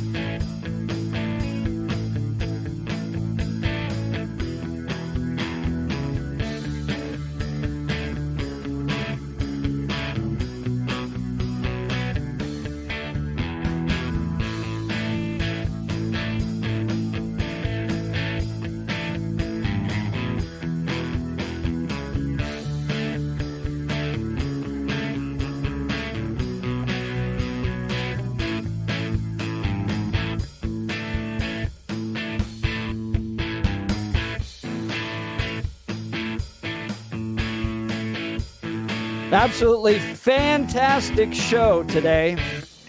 If you missed any of it, go to 710knus.com to download the podcast. Aaron Real joined us, NBC National News radio correspondent in the 6 o'clock hour. Christy Burton Brown in the 7 o'clock hour. And then we talked Cheney and Bush and the New York Times Siena poll. So lots of conversation about the upcoming election. But big news tomorrow night, News Talk 710 KNUS is proud to present coverage of the Trump-Harris presidential debate. Join Larry Elder at 5 p.m. for a pre-debate special with Dennis Prager, Sebastian Gorka, and more. Then stay with us for live coverage of the debate on Tuesday night starting at 7 p.m. For election coverage you can trust, stay with 710 KNUS. You're not going to want to miss it. So big night tomorrow night, probably the only debate. Probably. I don't think they're going to do another one. I think it doesn't matter who wins. Yep. The winner, not going to want to do it again. This is it. So you got to tune in for that historic debate tomorrow night. Starts at 7 p.m. with pre-coverage at 5 p.m. All the news coverage you need for this historic election. You've been listening to the Jeff and Bill Show. News Talk 710 KNUS. Happy Monday.